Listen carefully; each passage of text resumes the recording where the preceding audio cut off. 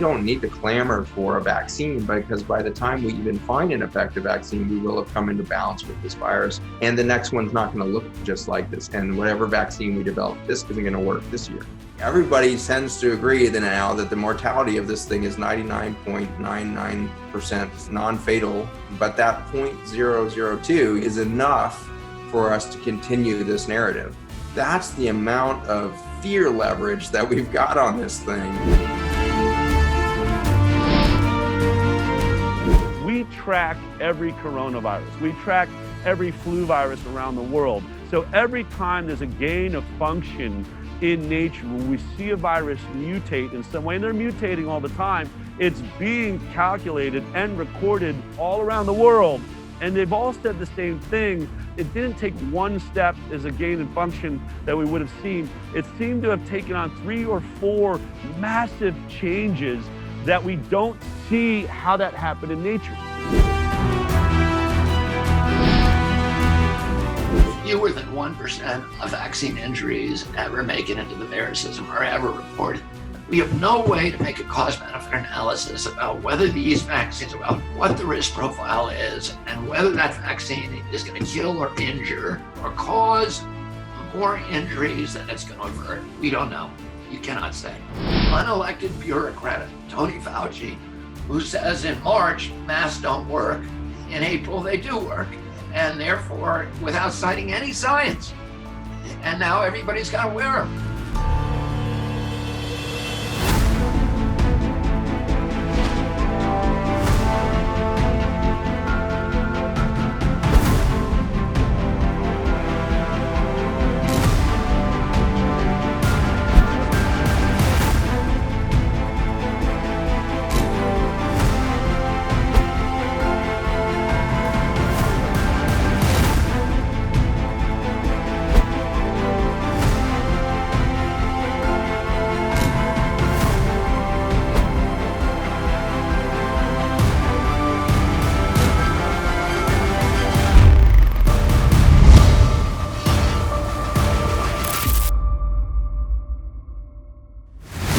Hello and welcome to Episode 1 of Vaccines Revealed COVID Edition. Nothing, and when I say nothing, I mean nothing could have prepared me for what we were going to get into here. Certainly we knew about COVID, we knew about vaccines that were being prepared. We have a legacy and a history with Vaccines Revealed to keep current with information and bring it to you. But man, when we got into this, nothing could have prepared me for the things that I learned, and I'm really excited to share it with you. COVID is not just a vaccine issue, obviously. There are economic issues. There's issues of civil liberties. There's issues of censorship. There's issues of science and what's being debated there.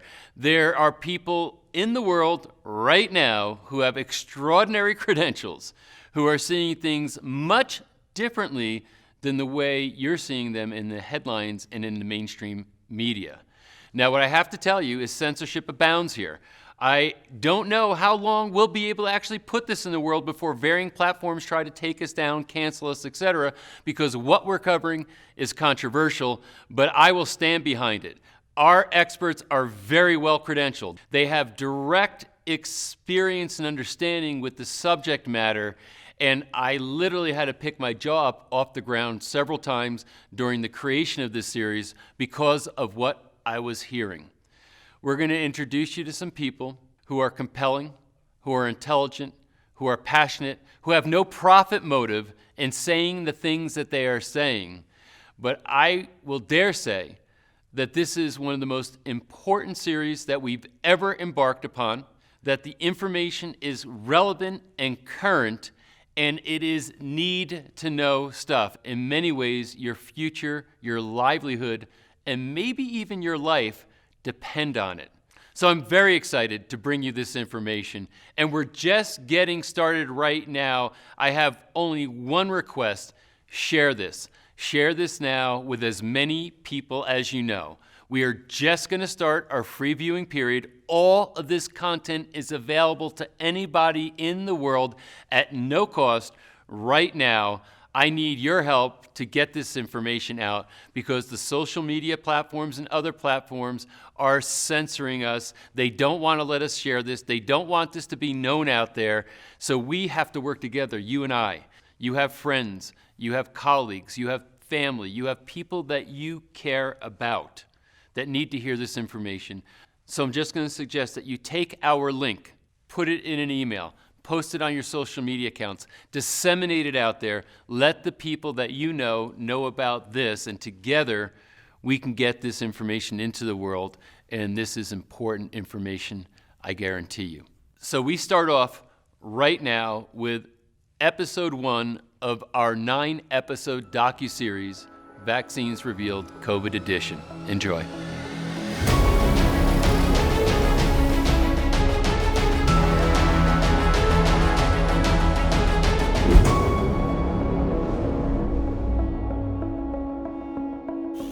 Dr. Zach Bush is a dear personal friend of mine.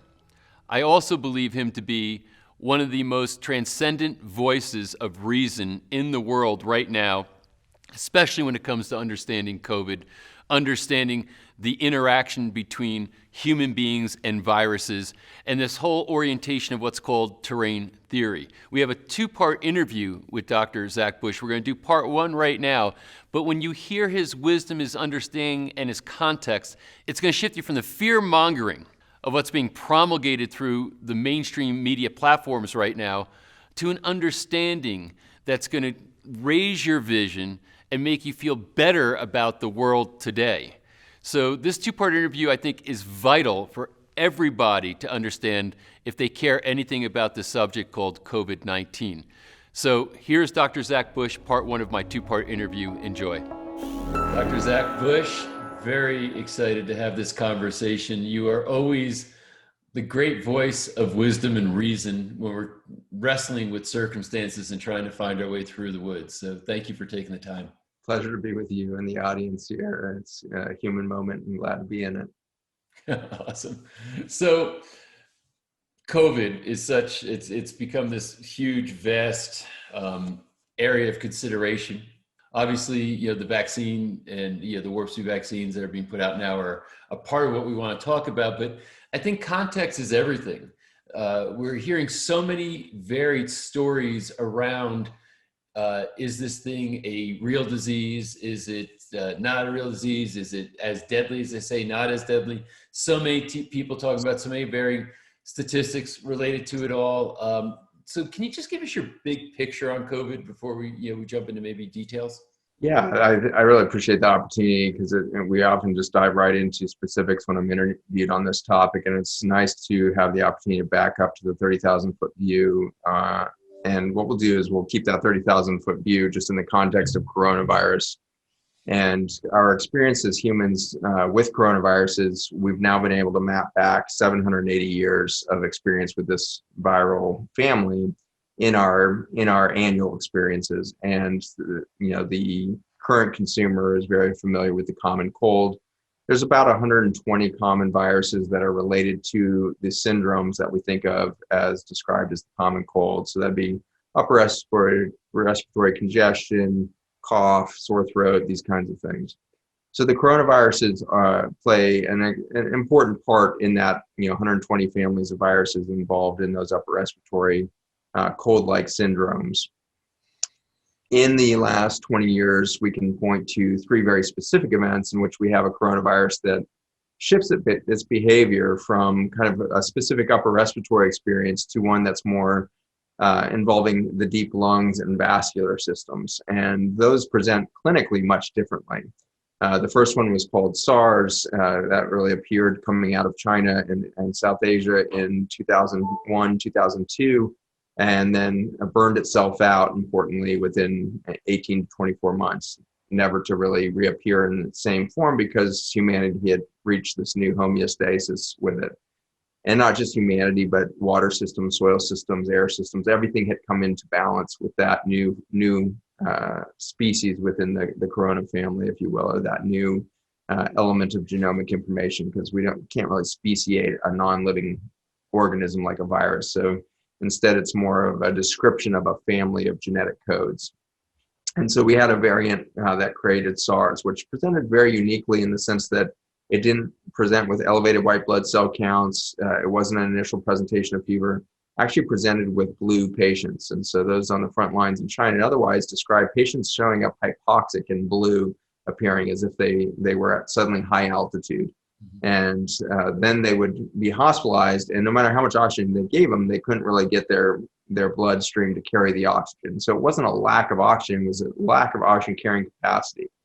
And then the descriptions from the front lines of SARS said that within 2 days of presenting blue, they would start to fill their lungs with fluid and then develop secondary pneumonias and vascular complications, and then die within a few weeks in the more severe cases. And so of those, we had 9,000 or so very well-documented cases of those blue patients who went hypoxic, had that whole series of events happen, and they scattered across the world. What we weren't tracking at the time was all of the people that interacted with that virus and didn't present that way. And so people that presented more like the common cold or the flu didn't get counted in the SARS event. Only those that really presented with life-threatening and high mortality events were tracked. Interestingly, as we fast forward then, 9-10 years to 2011, 2012, we find the emergence of another coronavirus that was termed MERS, a Middle Eastern respiratory syndrome. And it's important that the SARS, which was a severe acute respiratory syndrome, or MERS, Middle Eastern respiratory syndrome, or now SARS-CoV-2, or COVID-19 as it is now, are descriptions of syndromes, not the actual virus, right? So SARS-CoV-2 is now our description of the virus, and COVID-19 is the description of the syndrome, the clinical syndrome. And so when we say there's, some number of COVID-19 cases, that doesn't mean that we even know that the virus is present in that person's bloodstream at that moment or is having any contribution to that person's syndrome. What we're saying is there's cases showing up that have syndromes of, loss of smell, loss of taste, some headache, low intermittent fevers that can course through for a week or two.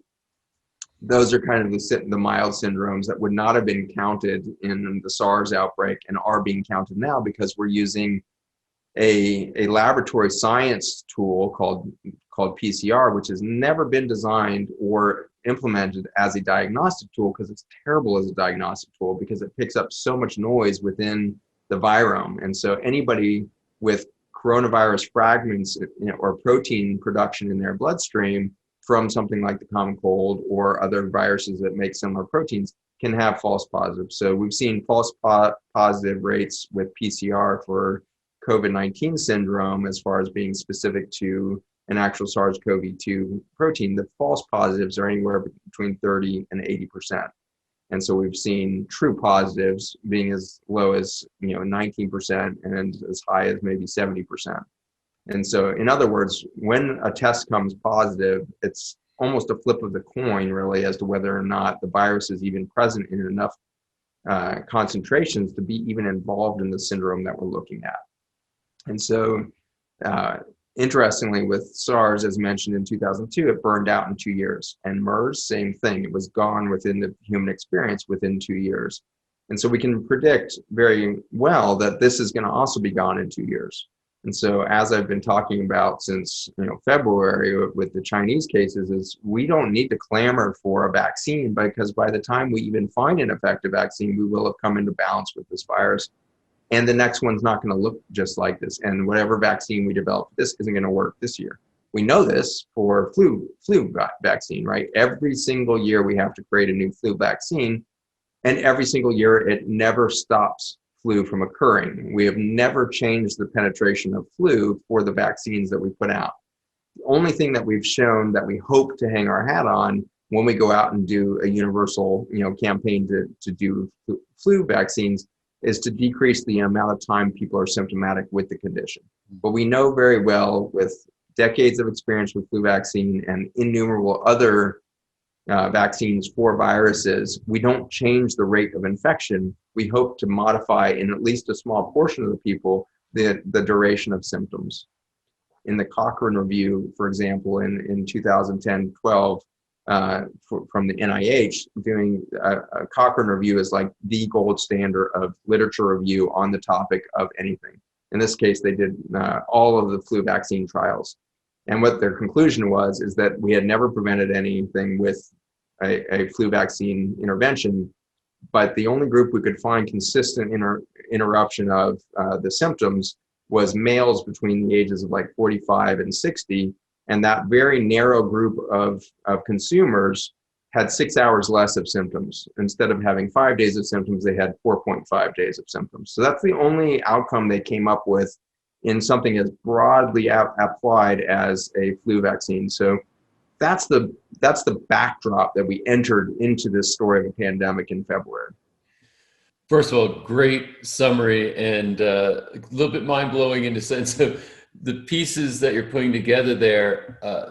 First of all, the just abject invalidity of the testing, which we're screaming about tests. We're using testing as criteria to make very critical decisions, and the testing is completely unreliable. And as you said, even the creator of the test felt that, said that this test was never supposed to be used in such a way, yet we're doing that. So just on that one point, why do you think, there's enough smart scientists, out there who are embracing that. Why do you think they're embracing the current testing methodology?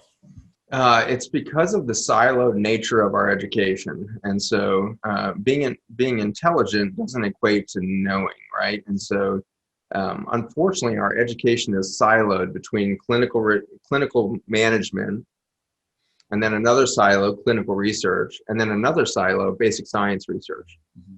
Very, very few clinicians out there that are practicing medicine have ever spent any significant amount of time in a basic science research lab. That's relegated to kind of the PhDs, right? And so you got PhDs over here doing this, developing tests like PCR, everything else, learning what that means. You've got a group over here of clinicians that are constantly being told they have new toolboxes of therapeutics from the pharmaceutical industry, or diagnostics from the radiology industry, or laboratory, chemical analysis through, Quest Laboratories or whatever it is. And so when Quest Labs comes along and says, we have a new PCR test to diagnose coronavirus, there's no question that we don't have anything in our educational background that would trigger a question of like, is that valid? If Quest Labs, which is our most trusted source of laboratory stuff in my clinic, or LabCorp, or any of these big national labs, comes along and says, hey, we have this new test, the physician automatically assumes, well, certainly they did their due diligence to show that this test actually is clinically significant or relevant to my patient who's showing up with a question of whether or not they have this virus in their bloodstream. And so that's the assumption we make, not knowing what PCR even means, really. So PCR, meaning polymerase chain reaction, is a methodology that was developed in genomics to be able to amplify tiny, tiny little signals or the tiny presence of genetic information. And so with PCR, it's a very powerful way for us to determine what genetic decisions is a cell making at any given moment. And so in my lab, we can do PCR even for mitochondria, that are little microbes that live inside the human cells, and we can see what genomic decisions and what proteins they're making and all of that based on PCR. And we're talking about, tiny, micro nanoparticle strips of nucleotide sequences that you can pick up with PCR. And the way that you do it is you run an assay. It amplifies almost everything in the background there, and then you run it again and amplify everything you just amplified. And then you run it again and amplify everything you just amplified twice. And so with PCR, you can run this, 150 times.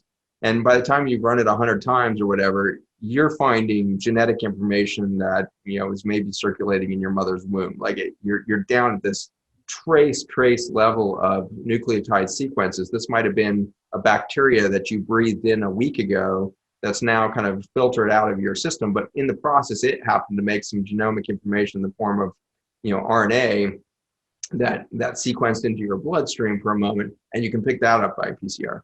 So when you start to amplify and cycle PCR, it gives you a completely inaccurate look of what's actually going in your body today. And that's the danger with starting to say this is a diagnostic tool, is what you can say is, yes, somebody has, some symptoms of upper respiratory and stuff, or shows up with chest pain and a heart attack, and you run a PCR and it says, oh, you have COVID-19.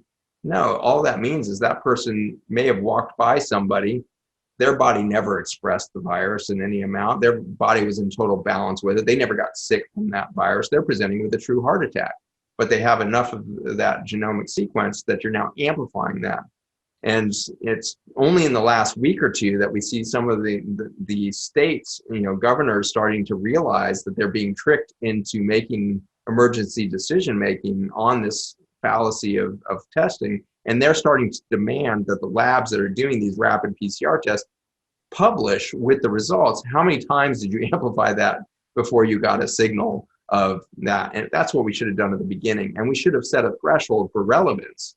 We should have said, if you need to amplify this more than 5 times, there's no way this is a active clinical infection. And so we should have set a threshold for tolerance. And 5 I just threw out as a random number, but the fact is it's way less than 25 and 40 times, which is the typical average that you're seeing these labs run when they're doing screening for coronavirus. So the methodology is severely flawed. The reason why doctors are being deployed en masse to do this is because they don't understand the technology. They don't understand because they were never practicing that technology, and they were never asked to even understand it. They were just said, the only thing that doctor needs to know is what is the CPT code, what is the insurance code, so that you can order the test and bill it to insurance. That's as far as we go as clinicians in understanding it. We don't understand how we get a sodium measured in blood, but we order a basic chemistry and we get sodium, potassium, all the electrolytes. But none of us, think about how the hell did that lab figure out that the sodium is 135 milligrams per deciliter? Mm-hmm. We don't know. We don't care. We just are. We're data and analysis team. We are not the data production team. Right. And so that's the danger of something like this being rolled out by something like the WHO or the CDC that says, oh, we have this test. And the clinician, of course, is like, well, certainly the CDC is only going to recommend a test that's clinically relevant. If it's not, there's no stopgap. There's no checks and balances in our current public health policy to allow us to make intelligent decisions about those testing. Yeah, what gets really interesting here is that, as you said, a bunch of policies being made based on this, and these policies are certainly directly affecting our civil liberties, people's economic viability and other such things. So it's critical.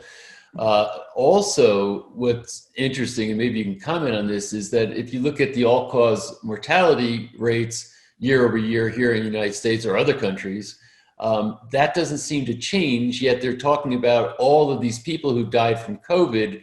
Do you suspect, and I think it's maybe even not even just like a speculation, but it's pretty much can be statistically verified, that a lot of people are dying, their death is being attributed to COVID-19, but that's not really the cause of death? Certainly. So, in the example of the heart attack that we just used, somebody shows up with chest pain and you're concerned their oxygen maybe registers at 93% or 94%, slightly below the normal bell curve. And so you're like, oh, I wonder if they have coronavirus and therefore they're presenting with a heart attack. And you run a COVID-19 PCR screening test that comes back positive. It totally changes your mindset as a physician. You stop thinking as a clinician, you start reacting to a data set instead of looking at your patient. And so this is, a common phenomenon. It's not hard to imagine as a clinician how we could be so misled to think, oh my God, our hospital is full of coronavirus patients, when in fact our hospital is full of some coronavirus patients, some pneumonia patients, some influenza patients, a bunch of heart attack patients, a bunch of cancer patients. But we keep reading it as corona. And it's led to tragic mistakes at the clinical level over and over again. Examples just in my little sphere. I'm a part-time clinician now. I don't see patients any day. But even in my tiny little patient contact every month, I have examples of tragic mistakes that were made in the hospital systems. For example, a young woman, age 34 or 5, she presented with hypoxia, weird changes in her white blood cell count, confusion, neurologic symptoms, was just out of it. And seemed to come out of the blue. And the labs were bizarre, like her white blood cell, red blood cell counts, all of this. And And so immediately the clinicians were like, this must be, having never actually seen a case of COVID-19 in their clinic, they said, this must be COVID-19, ran a PCR and it was negative, saying it wasn't even there. And they had heard that maybe there was a 20% false positive or false negative rate to the PCR. So they're like, well, she must still have coronavirus. And so they sent her to the hospital and said, we suspect clinical, the test is negative. We think this is COVID-19. So the hospital then has to go through ridiculous measures. Everybody has to gown up, treat them like a hazmat patient. This woman now, nobody can touch her. Nobody can go in the room. Nobody is now talking to the woman because they're all thinking COVID-19. So nobody's taking a good clinical history, which is the only place you ever make an accurate diagnostic decision tree is talk to the freaking patient and talk to them about their last 3-6 months. Maybe this isn't even an acute issue. Well, it hadn't been an acute issue. She had been having stuttering neurologic symptoms for months, and they were also there. By the time she died 2 weeks later, they had run 12 COVID-19 screening tests.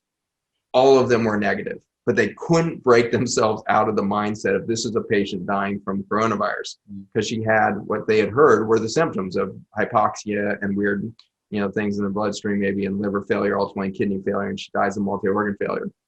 The physician was so disturbed that was in charge of her hospital case by what was going on, because she had come to believe that it wasn't COVID-19. But by the time she had made that decision, the patient was nonverbal in the ICU, intubated. She asked the family, in tears, I think we have horrifically mismanaged this case. I'm asking an unusual request because the death certificate already says, coronavirus, COVID-19 on there. But I really believe you guys would be smart to do an autopsy to see if we've made some grave medical errors. So that is a brave physician who in the care team is saying, I think I made a mistake, when there was this very societally accepted diagnosis. And on autopsy, it turned out she had an acute leukemia that should have easily been caught by any hematologist had a hematologist been asked to get involved in the case. No hematologist was ever called because they thought it was an infectious disease, coronavirus thing. So these are the ways in which the narrative of a public pandemic can really screw up our clinical, accuracy and acuity. And these are very smart, caring physicians. These are not people who are lazy. These are not physicians that are careless. But the narrative can be so baked into our experience that we're trying to make the square peg fit into the round hole over and over and over again, because it's the only thing that is top of mind for all of us.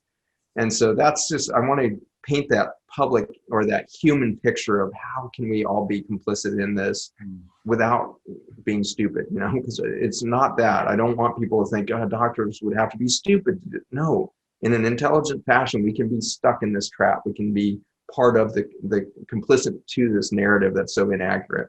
So I think your ask was really around, more around, is the mortality changed this year or not? And that is really fascinating, because in the end, all-cause mortality hasn't changed much at all for, annually across the world. Human population is still going like this. So this was not a pandemic that threatened human existence, that changed our fertility rate, that changed, our population growth, anything like this. This is not plague. This is not the Spanish flu. This is nothing like that. What we can say is that there was an interesting pattern of respiratory death in some countries. In most countries, they were very predictable. Anytime you would see, flu season happen, that's where you saw the increase in mortality in China to Iran to northern Italy, etc. All these hot spots around the country followed their typical trends. In the United States and Canada and Australia, where we came under one controlled narrative, we saw some weird aberrant patterns in there because we were using PCR testing at such a high volume and with so much trust that we painted an unusual picture of mortality from a virus that was, no virus had ever in the respiratory setting behaved like the coronavirus did in the United States by the narrative we're telling. And so I think we mistook the curves, we mistook all kinds of things for this PCR phenomenon happening to misdiagnose, overdiagnose, or misunderstand the real pandemic that was afoot. Did a pandemic occur? Yes, 12,800 pandemics have occurred since 1976. So we had a fundamental change in the human immune system in 1976 with the virome. This is when hepatitis C went berserk. This is when we developed a change in relationship with all the herpes viruses. that would bring about the change in relationship to the HIV virus that would then create the syndrome of AIDS by the early 80s.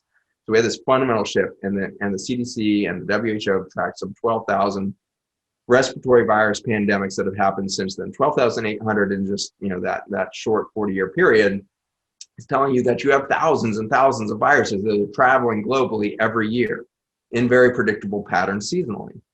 And so when people say it's a made-up thing, well, no, we don't have to say that. It's a normal thing. It's so normal that you've got hundreds of these viruses going pandemic every year, if you want to use that term pandemic. And so you have global travel of new viral genomic sequences that will be proliferated by humans. That's what happens in a pandemic. Is humans become a vector for information genetically to one another. It's not pigs attacking us. It's not bats attacking us. It's like that whole zoonotic, mystification of where do these things come from is overblown. The reality is humans take this information into our cellular matrix and genomic apparatus for protein synthesis and genetic replication. And we've already shown just in recent months in 2 different studies now that the coronavirus has now been integrated into the human genome. So that RNA strand coming into the virus has been reverse transcribed into DNA in the human, and then can be replicated from the human cell decision to go and make that RNA and the proteins that would be downstream from that and all of that. So we have, like many viruses, integrated this genetic information into us now. That's why these things burn out as a clinical syndrome in 18 months, is because many of us have now integrated this information into our cellular matrix, into our genetic matrix, and we now decide when we need proteins from that viral insert or not. Interestingly, what I just described sounds novel. Like, what? Coronavirus is integrated into human DNA? That's how we occurred.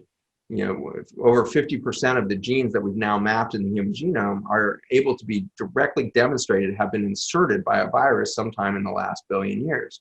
So mammals became possible only through viral adaptation, modifications that allowed for change in function and adaptability and biodiversification of our biology. And these are critical genes. The gene that allows us to have a placenta as a mammal came directly from an RNA virus. The gene that allows for the male sperm to dump its mitochondria before injecting its nuclear DNA into the ovum of the woman that's about to be impregnated is a viral genomic sequence that allows for that to occur. So we couldn't have had the first pregnancy, let alone the first intrauterine pregnancy that would lead to the live birth that's unique to the mammals, without viral updates, without viral gain of function. You hear all of this terror of maybe there's a government lab doing gain of function virus stuff. Well, first of all, that's stupid. We shouldn't be doing that. Second of all, though, nature has been doing gain of function viromics since its origin. And so we shouldn't be afraid of gain of function phenomena. That's what viruses are. They are all there to increase the adaptability and biodiversity on the planet. And we happen to be able to be adapted by that. And so what I'm describing here is that we have 12,800 new genetic updates, since 1976 in the last 40 years. And some of those we've taken up and others we've rejected from the human DNA. And so when we say, yes, there was a pandemic, then we can ask, the clinical things around what pattern did it occur? Did we have excess death this year or not? And the short answer to that is, if you look over a 7-year trend, the year before we had this narrative of a pandemic, we had the lowest respiratory mortality than we had in 7 years. And so there was a pent-up population that didn't die last year that's going to die of respiratory causes the following year. The CDC, NIH, WHO knew that data. We didn't, because they published their data 2 years behind typically. And so we didn't see that until retrospective now. But we know that, powers that be that are watching these numbers must have known that we had a low respiratory death rate that year. And so we could have predicted that we would have an increased respiratory mortality in 2019, 2020 in the Northern Hemisphere. And then later, in 2020 and into 2020 in the Southern Hemisphere, we would have this increased respiratory mortality. And so it's interesting that that's all unfolding now, and we're blaming coronavirus when in fact, we could have pegged it on any respiratory virus because it was going to happen. We were going to have a catch-up year.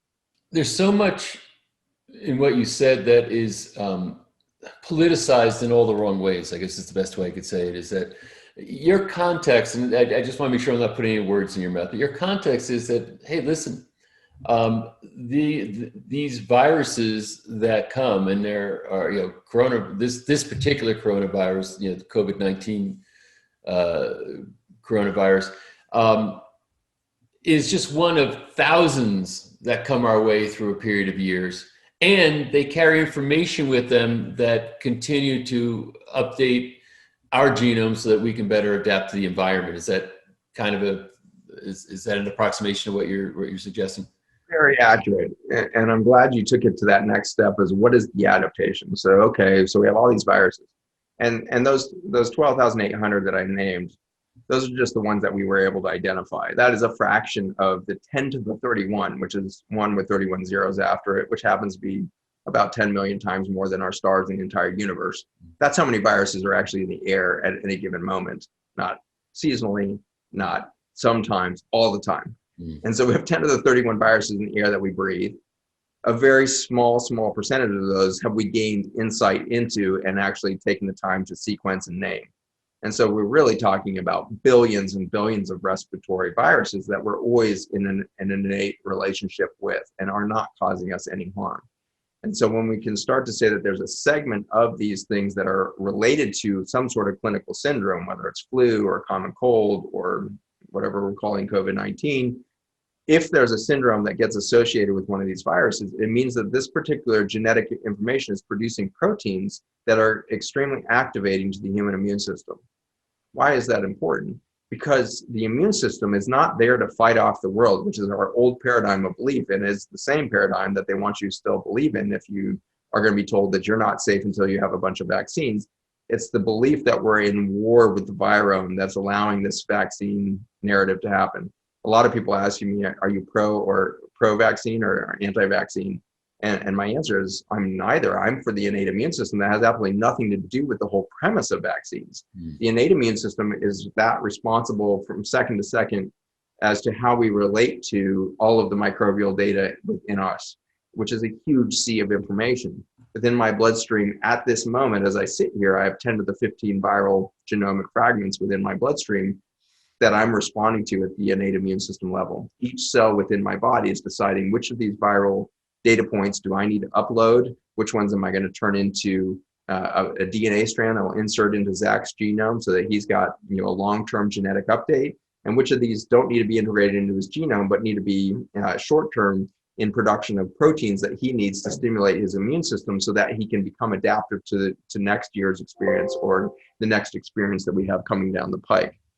And what we know, if you look across this, is that if you get influenza, for example, the following year, you're very resistant to adenoviruses, echoviruses, coronaviruses, and the like. In contrast, if we give a vaccine for flu, we increase your risk of morbidity and mortality from coronavirus the following year because we didn't give you an innate immune experience. We gave you a single protein that was trying to mimic the threat, and we didn't let the innate immune system learn from that. And instead, we created an antibody to a foreign protein, which could have been an innate protein. When my DNA intercalates something and I start to produce that protein, there's no reason for me to make an antibody to it. I test negative all the time for coronavirus because I'm always, out there traveling. And so I have to do these stupid nasal swabs all the time. And I can say that I have no replicable, PCR detectable strand of RNA, within my bloodstream right now because I don't believe I'm making the RNA. I'm making the proteins downstream. It's more likely that I already integrated that genomic sequence into my own DNA and I make the proteins from that. I don't make the RNA, which is the template for the protein. I'm making the proteins that make my immune system stronger and change my relationship to all of the viruses next year. So if we really had a good public health intervention and we had really believed that we had a virus that was 30 times more deadly than flu in December, which is what we heard immediately, like, oh my God, this is going to be 30 times more deadly than flu. Get ready. We have a global pandemic coming. People are dying in droves in China. China built 6 hospitals between December 31st and first week of February. So in 5 weeks, they built 6 hospitals. They closed the last of those 6 hospitals 3 weeks after they started to open them because there was no patients. And so it never came to fruition that there was all these, millions of people dying from this coronavirus at all.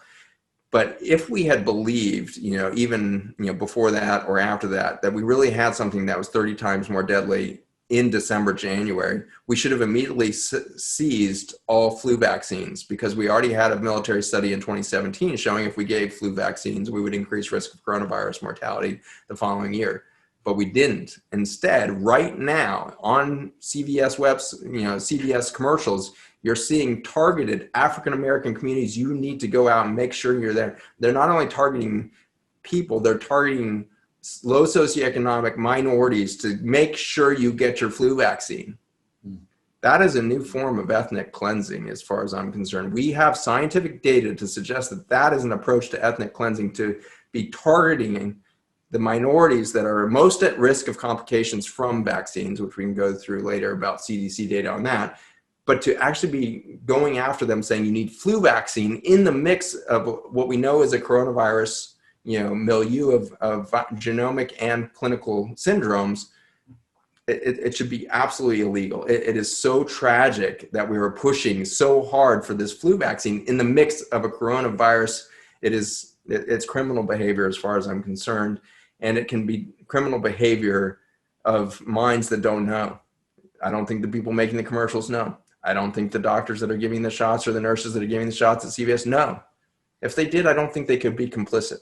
No, but I think the science community as a whole is complicit. We cannot pretend we don't know these things. If we do those studies and we prove that there's negative outcomes, we have to publish that data.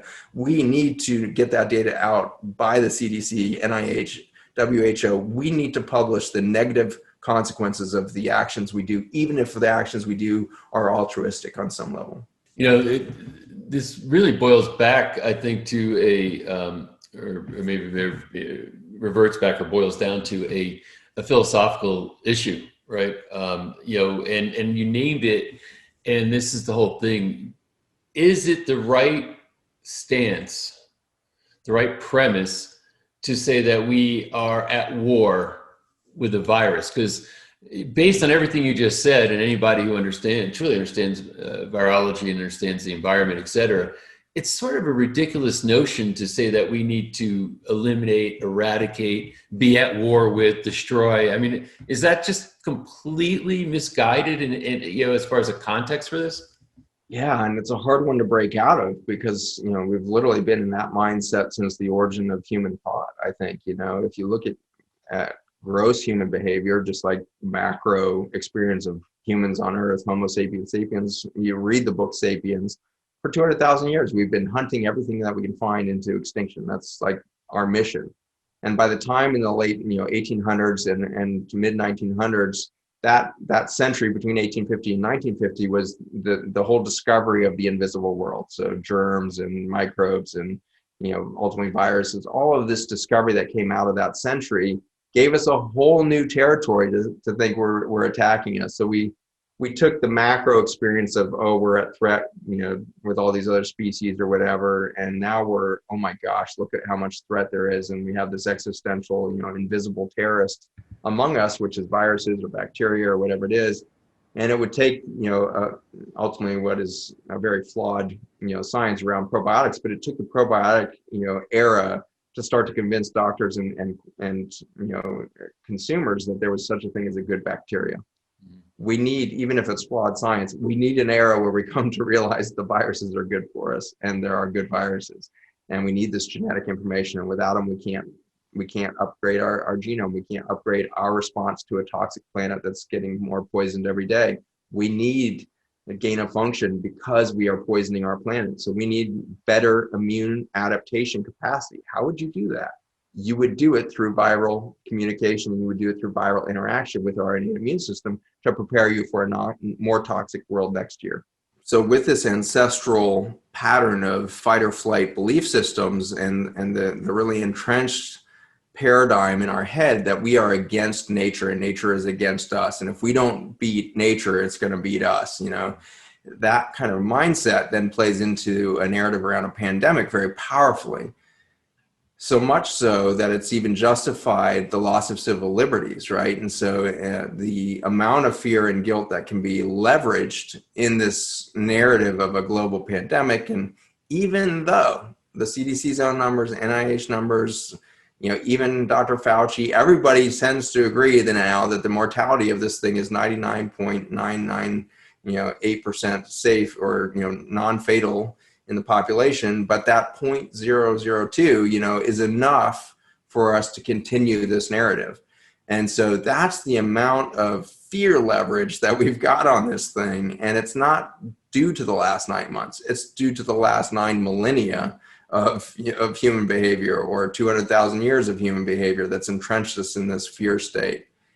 And that's interesting. It's interesting from a scientific standpoint, but it's also very interesting from a sociologic standpoint of who do we think we are and where do you think we came from? And here's where religion becomes interesting and kind of complicit is we believe that we didn't come from nature. We believe we came from some external God that inserted us somehow on this planet.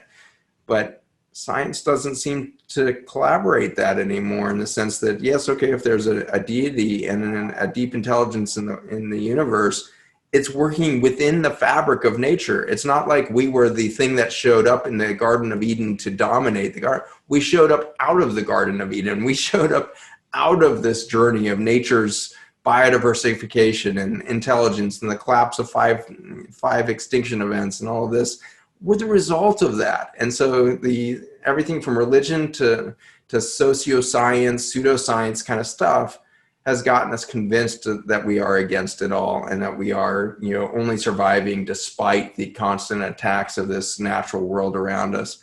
And we now have, 30 years of phenomenal science in genomics. The genomics is the new telescope, right? And so we discover in 1600 that, oh my God, the Earth is not at the center of the solar system and we're orbiting this sun. And then, oh my God, we're actually orbiting this galaxy. And then this galaxy is orbiting in some distant, far-flung part of the universe.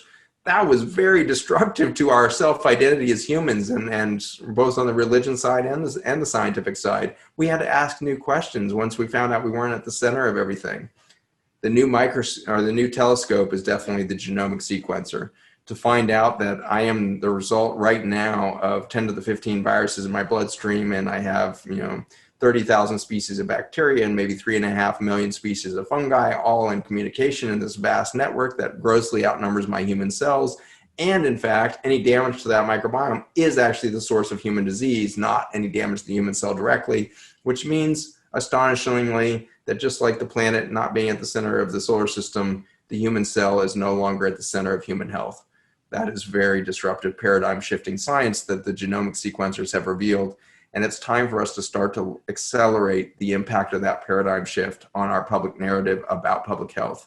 We are not against nature. We are the result of nature. We have the opportunity to step in line with Mother Nature instead of continue to see ourselves against it. It is so ironic that we are repurposing snow blowers for ski resorts to spray toxic chemicals to sterilize the air of the Swiss Alps so they're not at risk of a pandemic. It's like, are you kidding me? That's literally like 1820s belief systems. Like there's not, like, that is so antiquated, that belief that you have to kill everything in the air to protect us.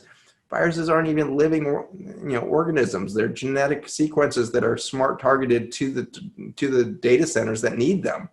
The receptors on our lung that pick up coronavirus are there to pick up that genetic information, because that's where we need the gain of function, because we're now breathing cyanide and all kinds of toxic gases and carbon particulate. This thing is there to help increase our intelligence of breathing on a toxic planet that's becoming less and less amenable to life. And so we shouldn't be killing anything. We shouldn't be spraying streets or repurposing dust blowers now to be spraying junk. We're spraying Clorox on every airplane now before you walk in, and it's like ludicrous, and so the setup that we're doing right now is for increased autoimmune disease, increased cancer over the next decade, because of the heightened, almost nuclear approach right now that we're using on this attack on the global genome and the microbiome. That completes episode 1 of our 2-part interview with Dr. Zach Bush, When I say that his message is transcendent, I think you can understand what I mean now that you've experienced him firsthand. Thanks for being here. I look forward to seeing you in part 2 of that interview.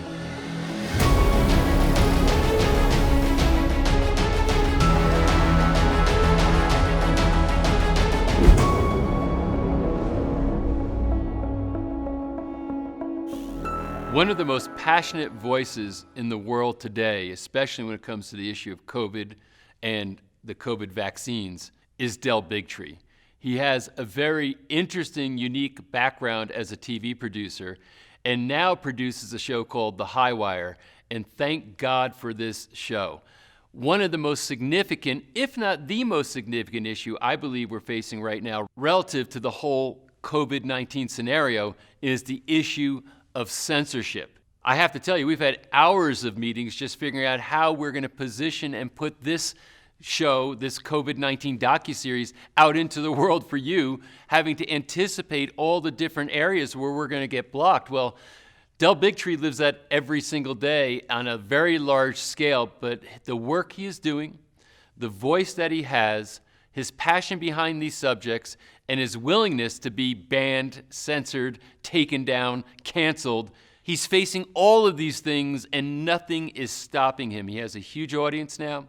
It's growing every single day and for good reason because he's committed to bringing the truth out so people can get it.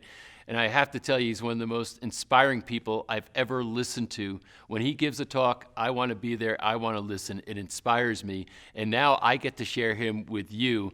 You're going to find a very well thoughtful, organized overview of the whole COVID scenario right now. Terrific and important inside information. He really is good at putting the pieces of the puzzle together and explaining it. So enjoy my interview with Del Bigtree. Del, I can't tell you how much I've been looking forward to this conversation, especially on this subject, because I think you've probably have logged more hours than anybody else exploring, researching, and reporting on the subject of COVID and COVID vaccines. And I know this is starting out a wide sweeping question, but just taking a step back to the big picture, how are you seeing COVID right now? Well, I think what's interesting, and you're right, this is I've been doing a show focused almost strictly on COVID and the COVID vaccine now since this all really began, starting in February of last year.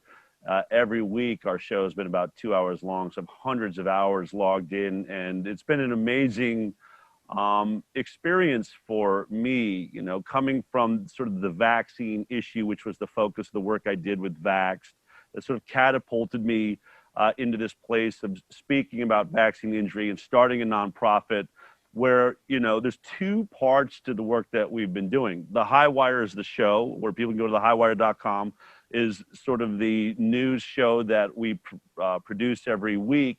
But the other half of the work we do is a legal team that has won lawsuits against the National Institute of Health, Health and Human Services, CDC, the FDA. We just had a lot of success with a flu shot case. They wanted to mandate flu shots for people going into college and schools in Massachusetts.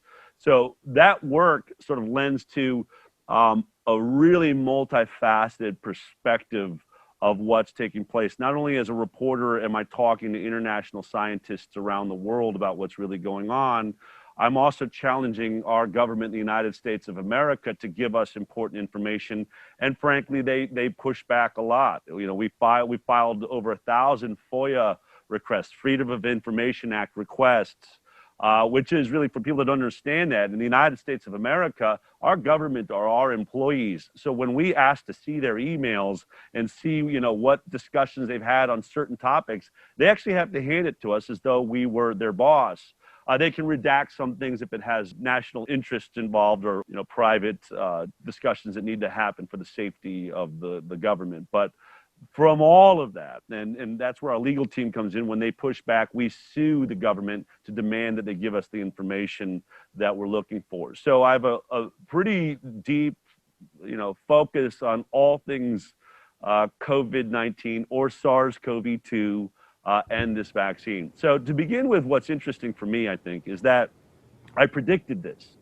You could go back and see some of the speeches I've given over the last several years, and I became really fervent last year, meaning before coronavirus. We obviously are right now in the brand new 2021. I'm going to have to get used to how I reference the years we're talking about. But, you know, going back to 2019, in speeches, I was warning the audiences I was speaking to that this whole vaccine program really has nothing to do with our children.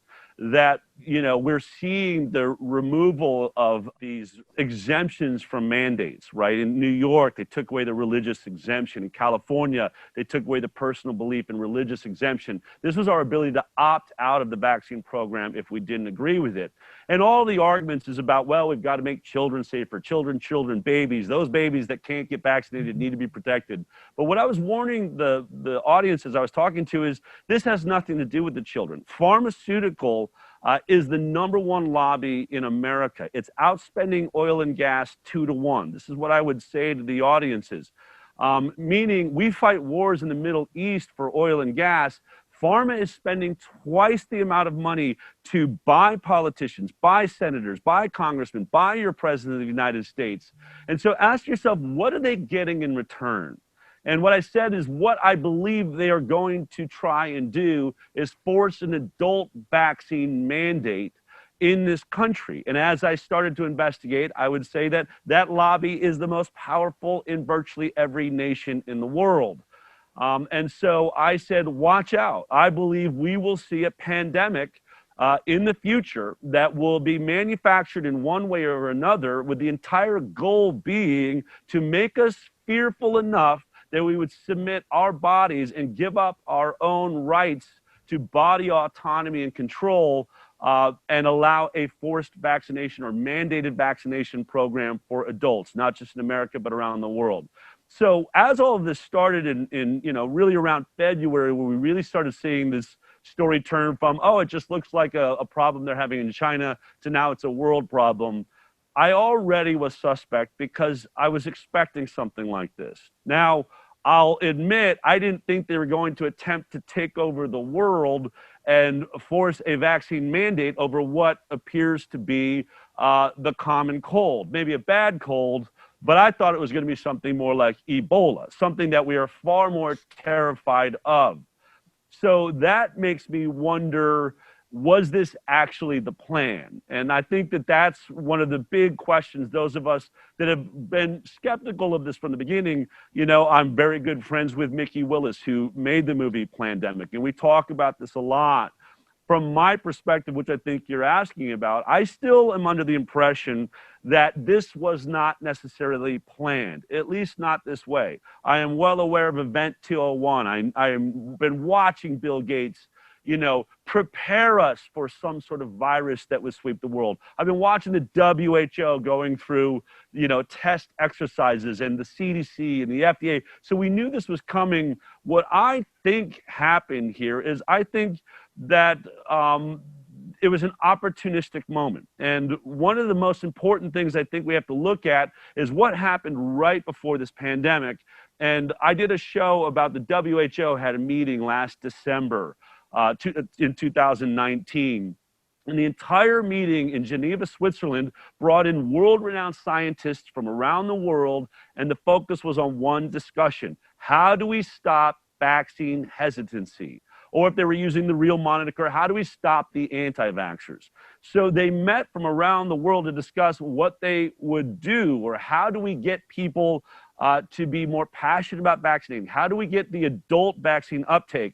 And they referenced things that we've already been talking about for years. I've talked to you about it. We knew that Health and Human Services had a goal called Healthy People 2020, and that goal was to have all adults involved in a mandated vaccine program. Complete vaccine uptake by every American citizen is the paraphrase of the language. Europe had the same thing, and all of these nations were coming up short on that 2020 goal, and that was really frustrating them at the end of 2019. And so we come out of that meeting where the things they're saying is we have a real problem. The vaccine hesitancy voices, of which, I think that that's one of the things that I'm obviously involved in. I think the High Wire is one of the leading voices, especially when it comes to video representations of this discussion around the world. What they were saying is they're enrolling people that are on the fence. They're enrolling people at 500% increased speed to those on mainstream medicine side and the pro-vaccine side. How do we stop that? And so when you look at all of those things, when you think, if this is not real, what was the motivation? What I think happened was, I think they jumped the gun. I think that there was probably a plan to maybe release a virus someday or an Ebola once they had a vaccine.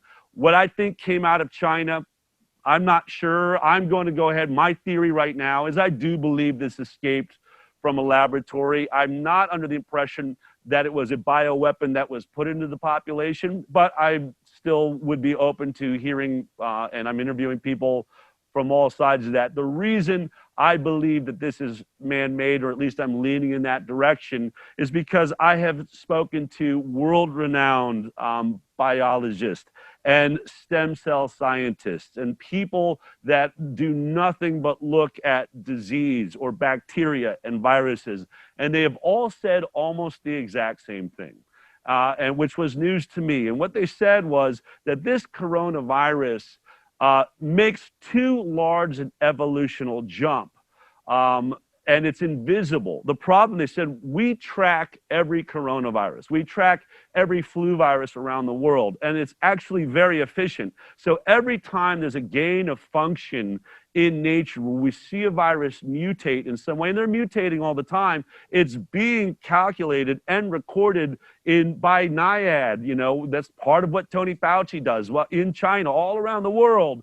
And they've all said the same thing, that this has made it didn't take one step as a gain in function that we would have seen. It seemed to have taken on 3 or 4 massive changes that we don't see how that happened in nature. It jumps. There's a gap in what we see in the progression of coronaviruses. Therefore, they believe it happened out of our sight somewhere in a laboratory and either was released on purpose or by mistake. And so I think you're going to see a lot more discussions. In fact, we are seeing, I think the New Yorker put out an article this week, really starting to ask that question: what is the source? Where did this actually come from? And questioning this man-made hypothesis. I imagine James Lyons Weiler, he's played both sides of this. I had him on my show at one point. He said it's absolutely man-made. Then he said, no, now I think it's natural.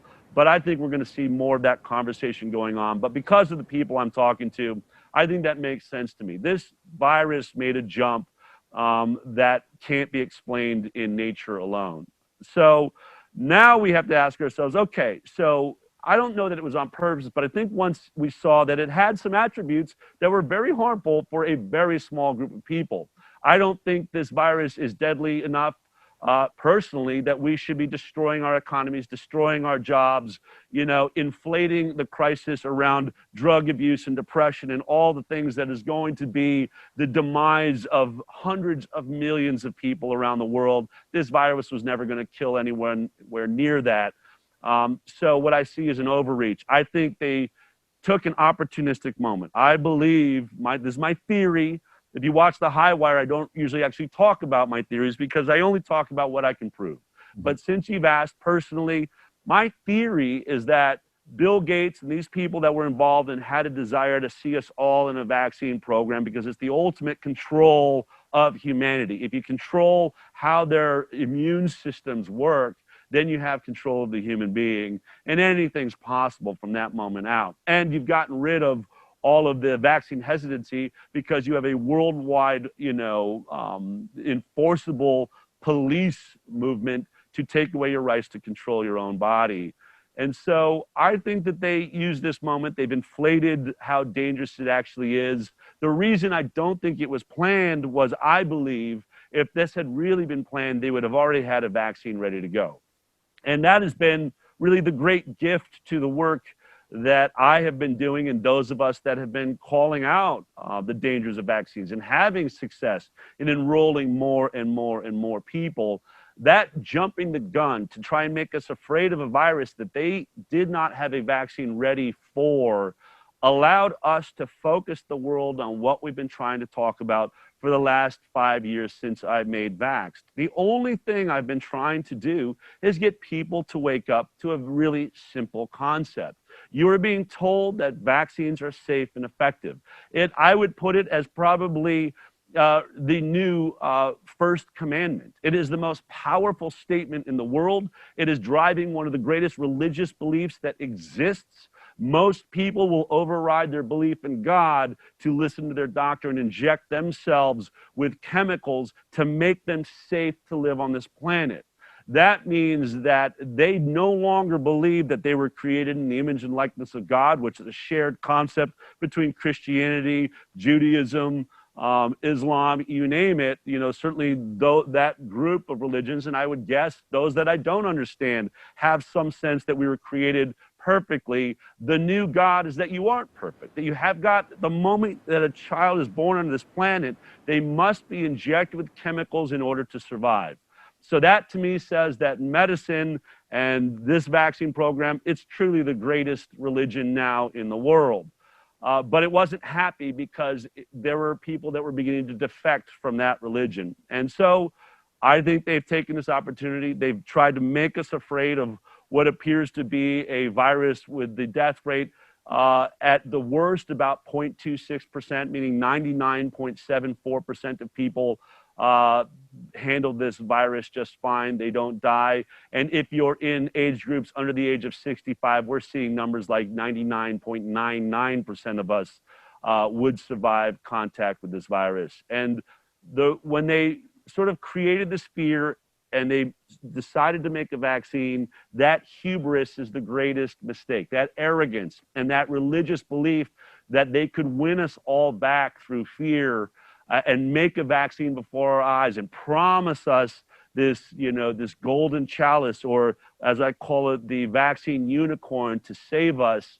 That was all we could have ever hoped for, because what we've managed to do is to say to the world, even though I'm being censored on Facebook and censored, and I lost my Facebook page, I lost my YouTube page, I have enough reporters at mainstream news agencies that are writing articles to attack me, but they have to listen to what I'm saying. And I tell them all the same thing. I said, you can say whatever you want about me, but I am promising you that this vaccine will not be tested long enough to establish safety. And they will give it to the public without there being a true safety standard, which is all that I've argued about the childhood vaccine program for the last 5 years. And you will watch people die, and you will watch people get sick, and you will have to ask yourself as reporters, are you going to avoid that story? Or are you going to truly look out for humanity and start printing headlines when people start to die? Well, look where we're at. We have headlines filled with doctor dies, 3 days after vaccination. I just was this morning. A doctor's died 2 weeks after the vaccinations.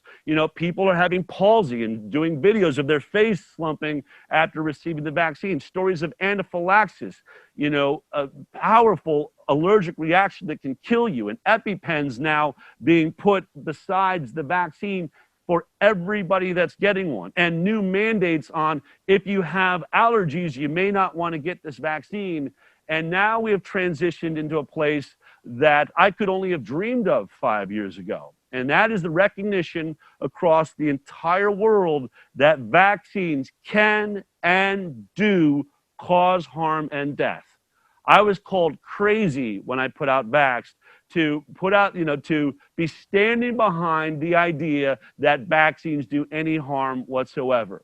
Well, now because they decided to make a vaccine before our eyes, to show the world that they would really only run a phase 3 trial for about 8 weeks, and then give it, get the emergency use through the FDA and the CDC that are supposed to be looking out for our best interest and making sure that we're safe. that no product is being injected into us until it's been proven to be safe, and the whole world watched them scratch all of those safety standards and actually recommend a product. We now have the CDC putting out tweets recommending this vaccine for pregnant women and admitting in the tweet, we never tested it on pregnant women, but doctors believe it's safe for them. And so I no longer, Patrick, have got to do this job. It's being done for me. The world is seeing exactly what I spent 5 years investigating. All that investigation is being verified by exactly what the New York Times has to watch with their own eyes right now. What Wall Street Journal is having to watch with their own eyes. And Anderson Cooper and Sanjay Gupta, these people that sold us this bill of goods on this immaculate product made by one of the most corrupt industries in the world, it's no longer immaculate. And now they're scrambling, trying to figure out what to do. And the greatest, positive reaction to all this is the headlines we keep reading every day right now, that 50% of doctors across the United States of America are refusing to take this vaccine because it hasn't been properly tested and they don't believe they should be a part of a medical experiment. Welcome to the game, doctors. We've been asking for you to join us for a long time. And so when I go back to that World Health meeting in December of 2019, Heidi Larson is sort of the lead psychologist analyzing, the vaccine hesitancy movement. She has this line I've played a lot of times on my show where she said, one of our greatest concerns is actually that our front line, our doctors, are losing faith in the vaccine program. We have a wobbly front line, she described it, and we've got to rectify that situation. Well, I have news for you. That wobbly front line is no longer wobbling. Half of that front line is now standing in line with us saying this vaccine is too dangerous to risk taking yourself. I can't say more than we have woken up. Half of doctors now recognize that a vaccine can be dangerous. Now, it's unfortunate they so willingly gave untested vaccines for years to babies and destroyed their lives, and that the only thing that would actually make them wake up was when they would have to take the product themselves. But whatever it takes, here we are. And so we have a terrible vaccine. In fact, it's not even a vaccine because it doesn't stop infection. It doesn't stop transmission, which is the definition of a vaccine. All this is a treatment. It is not doing what vaccines do, which is they're supposed to be injected into you to incite your immune system into creating antibodies. This vaccine doesn't do that, especially not the mRNA vaccines by Moderna and Pfizer. These are messages sent to our cells and telling our cells to create the virus, not to create the protection, but to make the virus, and specifically that SARS-CoV-2 spike protein. That singular protein, our cells, after we get the vaccine, are producing that protein. And the hope is that then your immune system, your natural immune system, says, oh my God, what is that? And comes in to start the fight and create antibodies. So this isn't a vaccine. It's a total failure. Even Tony Fauci admitted it won't stop infection, cannot stop transmission, and therefore they are saying we will still have to wear masks. And so, we have our work cut out for us. We've got to wake up people to recognize, what is it you thought you were waiting for? What bill of goods have you been sold? And see how many more people we can enroll into the idea that this is all a bunch of bullcrap. So let's, and thank you. That was a great overview. Let's get a perspective and your perspective on, I think, what is probably the most important issue regarding any of this. I mean, we could talk about the things you spoke about just recently. We could speculate about, is it man-made? Was it released purposely? How malevolent is the circumstance? But now if we say, okay, that stuff that still needs to be sorted out, and eventually, hopefully, the truth will see the light of day. But now it leads to this crescendo, which is the vaccine program. And you did a really brilliant job of saying that the backdrop leading up to this is important. As far as what the disposition was of the World Health Organization and other organizations toward vaccine. Now this whole thing comes into play, but the one thing to me that is maybe the most important consideration in this entire scenario is what you just said, which is, will the mainstream media cover this? Or are they going to ignore it or try to hide it and censor it, which has been the pattern? We're seeing that, I think, to your point, there's going to be so many people damaged, so many deaths, that it's going to be hard to keep quiet and hide. But let me ask you this, because this is what you study and look at every single day. Are you seeing that the media is properly covering in the headlines the adverse reactions, or do you think it's giving it kind of scant coverage, but it's not really getting the coverage? And do you think they'll continue to cover it, or that coverage will expand, or do you think they're going to get shut down? I think that, and you have to understand, I come from mainstream media, right? I work for the CBS talk show, The Doctors. I know what it's like. I have sat and directed infomercials for Pfizer and had 10 Pfizer board members behind me weighing in on, how the actor just delivered a line. So I am well aware of what's happening inside of these news organizations and how it works. And so I tend to be an optimist, and I believe that I know for a fact that these news agencies are primarily funded by pharma, and that creates a massive bias and a control over what can and cannot be said. But I also know that there are still journalists. Maybe they're the young ones that are inside there, but they went to school, and journalism, though it should probably stop teaching that your job is to be objective and to simply tell the truth as you find it, because you won't get a job barely anywhere if that's your attitude anymore. We now live in an infotainment society where you've got to carry the demands of your advertising bodies and make sure that they're happy. But I believe we have good journalists that are still in there. And I think that they are being given an opportunity to simply say, hey, I'm not anti-vaccine, but doesn't our newspaper want to cover this important story? And I think that the networks aren't really covering that much, although you will see on NBC, there are statements about anaphylaxis. There are discussions about, some of the injuries that are taking place and questions. It is not being covered the way it should.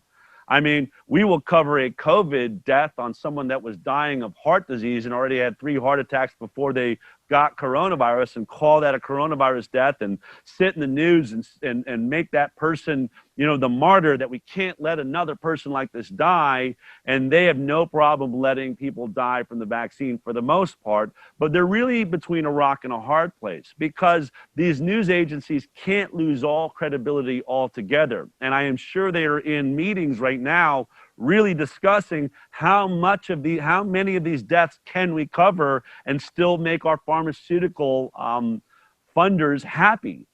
Because if we don't cover any of them, we are going to start seeming like we are irrelevant, or that we are wearing blindfolds, because it is obvious when we have the wife of a doctor in Miami saying, my husband died right after the vaccine, and they admitted to him that his blood platelets disappeared because of a reaction to the vaccine. You can't not report that. If you do not report that or recognize that that happened, you are now admitting and showing the public that's seeing that story other places that you have an agenda. The news doesn't want to be outed that way.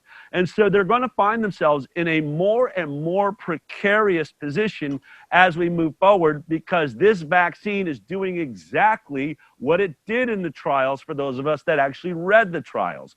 It is a dangerous vaccine. It does kill. It does maim. It does cause anaphylaxis. It does cause Bell's palsy. And they got away with saying, well, we couldn't be sure that the vaccine was causing it. But now that hundreds and thousands of people around the world are having these experiences right after the vaccination, it becomes more and more impossible to say that there is not a connection between the vaccine and that issue. And so what you will see is the language will change to what we're kind of used to when a doctor's really backed against the wall, to say, well, sure, there are a very small group of people, as the CDC is now saying, yes, we recognize, as they've said, we're having 10 times the amount of adverse reactions as we see in the yearly flu shot.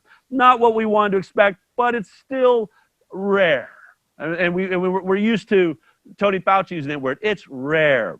But you see, what they've never had to do before is actually publicly admit that there is a small subset of people that are being injured. They never wanted to say, it's true, some children do get autism from the vaccine. Why did they get autism? Because they experience encephalitis, the swelling of the brain, that resulted in, it could have been autism. They can also get schizophrenia. After your brain swells and the swelling goes down, it can result in all sorts of different type of what we call behaviors, whether it's autism or schizophrenia or other intellectual diseases that happen after the brain has been damaged. And so we're going to see all of those things. We have doctors and people that are already talking about encephalitis events after this vaccine. And so is Tony Fauci and the World Health Organization and the FDA and Pfizer and Moderna and AstraZeneca, do they have enough control over the media to tell them, yes, you're seeing it, yes, we're admitting it, even though it's rare, but you're not allowed to report on it? We'll have to see. I think you are watching CNN do a pretty good job of avoiding this conversation right now on MSNBC, but it's going to get harder and harder for them because unlike coronavirus, where most of us don't know anybody that's died of it, as they roll this vaccine out, there are going to be more and more people that will know somebody that was maimed and injured by this vaccine, and that will make the news more and more irrelevant. And if they decide to take that route, Patrick, then that would be the greatest thing that could happen. I hope that NBC and CNN and MSNBC totally avoid this conversation, because the greatest disease in our nation right now is mainstream media. Our biggest pandemic is mainstream media. The problem with this election that we just saw and the civil war that mainstream media is fueling can only be stopped if mainstream media is stopped in its tracks. And so maybe this will be the remedy. If they do avoid the most obvious topic known to man, and we start watching people we know die and be maimed, they will make themselves so irrelevant that people will go to, videos and documentaries like you put out, to thehighwire.com. And it's why we continue to grow far faster than any mainstream media organization now. And we're enrolling people faster than any pro-vaccine group in the world.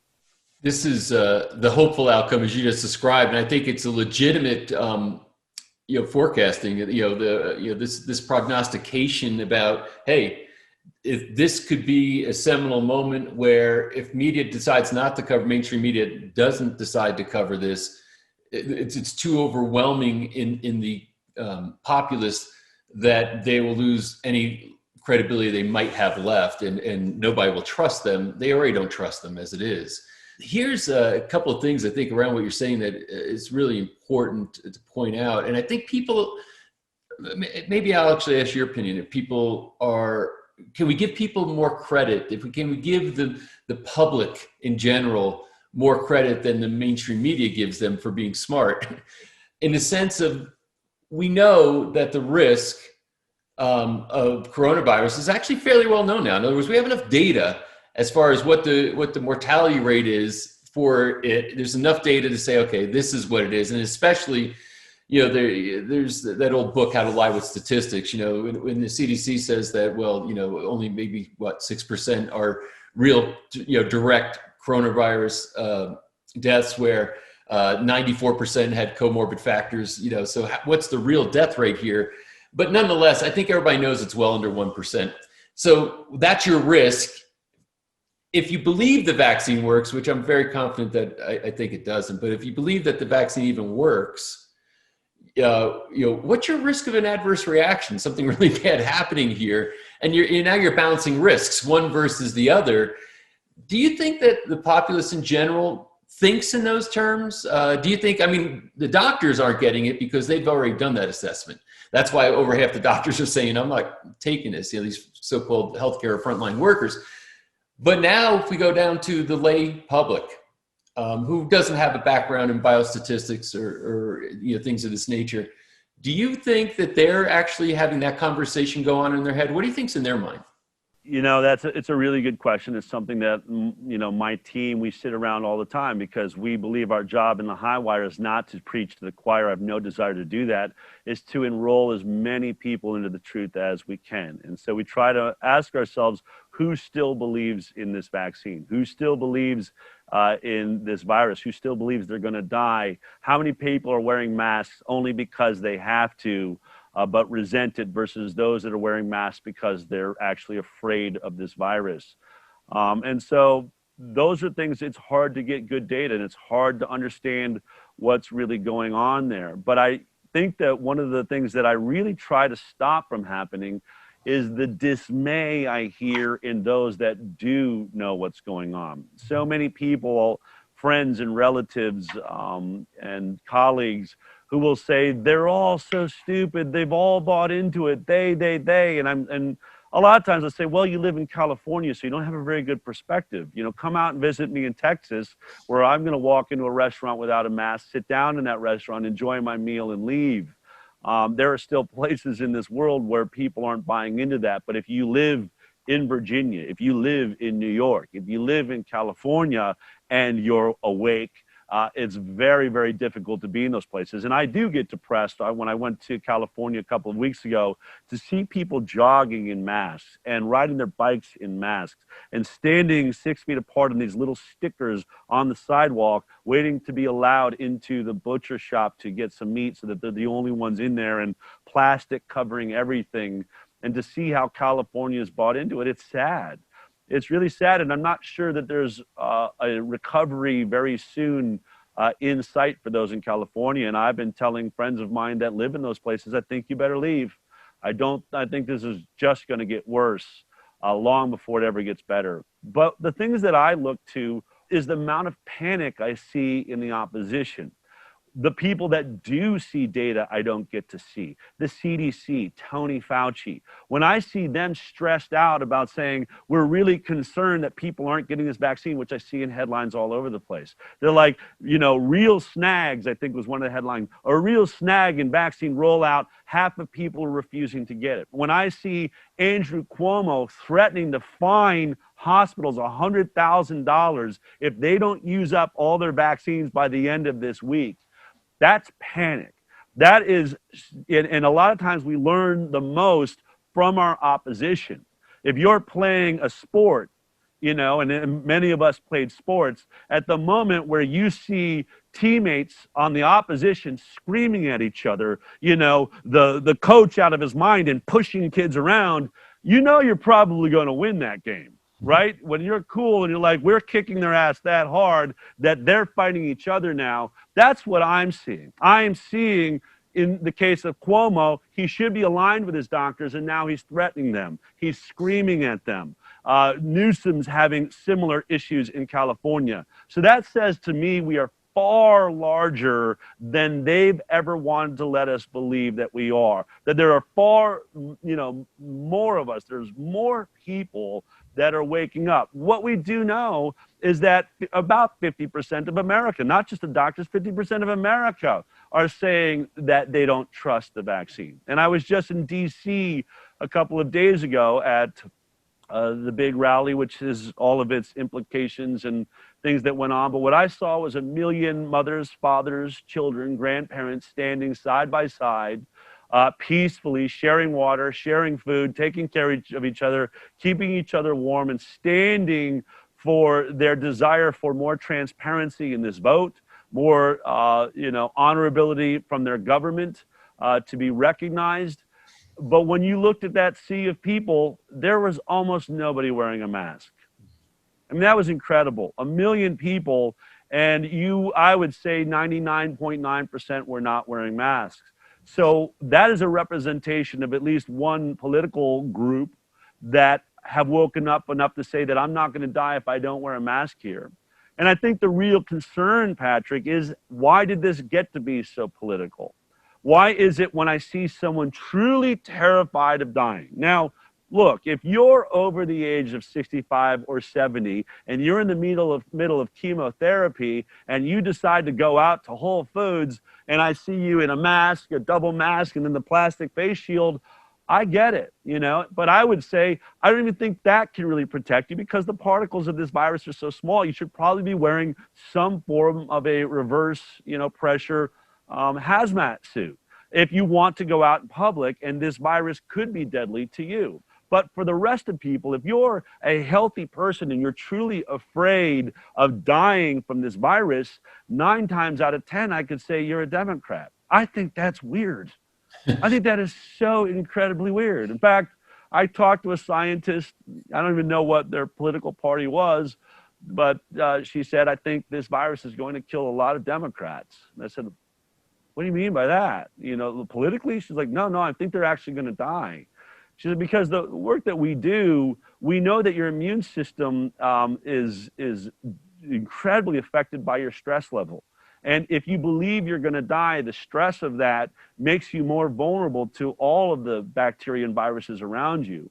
And it is unfortunate that, you know, when you look at the policies and the politics around this, those that are watching CNN and MSNBC and most of that mainstream media, which I think proves to be have a liberal bend, they're terrified. And you said you think they know the death rate is under 1%. Not sure that they do. I don't think they're getting that. I think that when I see a 20-year-old wearing a mask and looking terrified because I'm walking by without one, I would say that they are unaware of the fact that the death rate for them is so infinitesimal that the fact that they're standing out on the street and crossing that street is putting them at more danger than this virus. The fact that they don't know that, I can tell you where they get their news from. That's what's weird about this, is the propagandization of this conversation and the politicalization of this conversation is what is so incredibly fascinating. And I say that, I'm mostly politically agnostic. I grew up a progressive liberal. This issue has rocked me and made me jump back from that party that really truly believes in masking and lockdowns. And I think, you know, as this transition to power goes into Biden's hands, my inside sources are saying, get ready for the lockdowns. That's what that party believes in. And so, you know, what does that mean about how many people are with us? I think that half of this country is divided. Half this country voted for Donald Trump, a president that they didn't see wearing a mask through the entire pandemic. He's been attacked by the media, but he's still got at least half the vote. So that says to me, we have the largest population of people skeptical of the FDA, skeptical of the CDC, definitely skeptical of the WHO, not trusting Bill Gates and these power players that thought we would all go along with it. Those are positive signs. And I think that we should be more focused on that success than we are the fear of the minions that are not waking up and not getting it. Those minions are always there. They always do buy into the propaganda. They follow the shiny object wherever it leads them. And if we end up being the voice and the thought system in power, they will eventually follow us too. So what's interesting here, and on the mask issue, you know, I think there's abstract aspects to it, just on power and control, and then there's I guess the more scientific implications of do they work and do they really provide protection or not, and that whole debate. And start with the abstract. I mean, in the very beginning, I said, and some people really recoiled when I used to say this, but I said, to me, the mask is the new swastika. It's a sign of control, a sign of power over. And fascism, basically saying you know, making people put a mask on, hide their face, separate is a fascism, you know, that is emerging. And so to me, that's what it represented culturally, as compared to saying it's a sign of courtesy for other people, it's a sign of you know, protection. I don't think the frequency of the experience were the things that it was, you know, supposedly promulgated as. Now, what's interesting, and this is a question I have for you. There's going to, you know, the mandates, I think the lockdowns, you know, this stuff, there's going to be a lot of debate and probably a lot of protests and an agenda here. But here's the thing that I think can't be escaped. There's too much data now. You just cited, for example, in California, in New York, in areas where they've had these strict mask mandates and they've shut down and destroyed economies And then they go back to the lockdowns again because they see spikes of positive tests. But these tests are flawed. I mean, you can't you got bad data and you're making policy decision on bad data that is decimating people's lives and the economy. And then you have the collateral damage of all the psychiatric cases that are emerging from the lockdowns that are much, much worse than any proposed threat of what coronavirus is, as you well know. What I'm wondering, and then there's this thing called Sweden. And, so we have actual reference points with real data, because I had an experience like you. So I'm in Utah, I'm in Park City, Utah. It's kind of a bubble. Yes, in the restaurant, everything's open. But if you're in the store, you got to put a mask on. If you're in a restaurant. But then I went for the holidays, I went to visit my in-laws in Georgia, and they live in North Atlanta. I got picked up at an airport, my wife and I, driven to the northern suburbs of Atlanta, and we're brought to a restaurant. This restaurant was packed full, every table, so it's not like half capacity, quarter, but every table packed full with people waiting to be seated and crowded. Not a single person, even the servers, were not wearing masks. And it was a weird experience saying, wow, not even going to the table and going to the stores there. I went to the wine store to buy some wine. The person checked me out for not wearing a mask. Nobody's wearing masks. So now we are going to have hard data of the people who locked down and wore masks versus the people who didn't. We already have the data, but do you think that the people who perpetrated these lockdowns and everything else, the Newsoms and the Cuomos of the world, they're so invested that when the data comes back and shows that they're wrong, which it's already showing, are they so invested that there's no way they can back out of it now or say, oh, sorry, we got that wrong? I mean, what do you think is going to happen when this comes to the light of day? Yeah, I think that's exactly where they're at. And I think we crossed that line quite some time ago. I think once you really had, for instance, discussions about hydroxychloroquine, when the studies came out and showed that it really was effective, and Fauci doubled down and said, I don't agree with that science. And Cuomo's of the world, basically mandated that you can't get that product. And then Fauci recommended remdesivir, which even the WHO says is totally ineffective at treating this issue. And when these people all supported vaccines, but now admit that it doesn't stop transmission, all of these things, they're too deep in. They are now in a place where they have overridden the science. And the beauty of this is, for people that look at it, and I recognize that most people are just watching CNN on their television, so they really aren't getting the truth and where are they really at. And even Fox, I think a lot of people are now disenfranchised with how Fox has handled this election and other things. But when we look at what's taking place, you've got to know now that those people can never admit that they were wrong. They should have done it where there was an easier jump off point. There was real spaces where they should have said, you know what? Cuomo should have said, I have the highest death rate per capita of any city in the world. I made some serious mistakes. I didn't understand this virus, but I would do things differently. Instead, when they tried to blind us all to that tragic accident in New York by giving him an Emmy Award and awarding him leader of the year, I don't think people are buying it. I think they know that they have passed the point of no return, and there is the potential in their future to be tried for crimes against humanity.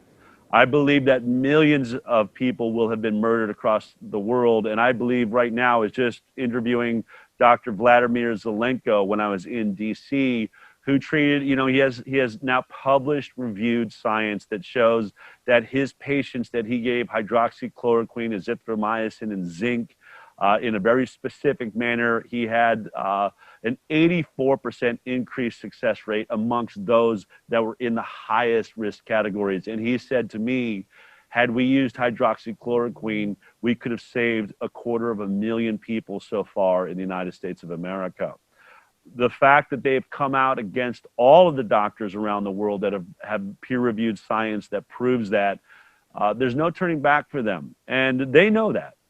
They know that they have got to win the narrative, right? The whole idea that history is written by the winner, that's what they're hoping for. They're hoping that somehow they can push this through. Somehow they'll lock us down. Somehow they'll censor enough voices that they can keep this lie going. Because if this lie falls apart, they will most likely one day be arrested and will most certainly go down in history for the incredible disservice to humanity that they have led and propagated. And so we've got to know that when we deal with them as opponents. You know, my father used to always say, be careful ever fighting someone that doesn't have anything to lose.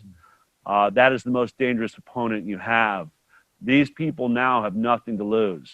They know that they're dead if they don't win, and so they're going to fight to the death. And that's where we're at. We're at that place now in this world that those that are against us have bought in so hard and lied so much that they cannot win this case in a courtroom, and certainly not in the court of public opinion should it come to that. And so know that the people that you are electing and are putting in charge that are part of this, when we watch Tony Fauci continue on with the Biden presidency, should all of that go as it appears it's going, then you must know that they're going to take this all the way to the end.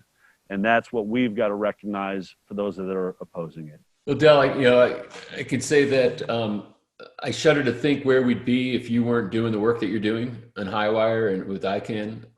And I believe truly that as more and more people are abandoning the mainstream media, and rightfully so, they need to, that it's going to just drive straight to your door so that they can get straight information. I know that you are extraordinarily vigilant on getting your facts straight. And number one, because it's who you are from a values-based perspective, but number two, you're under such scrutiny that you can't make factual errors and get away with it. So you're held to a higher standard than all the other media. The mainstream media, they do sloppy stuff all day long.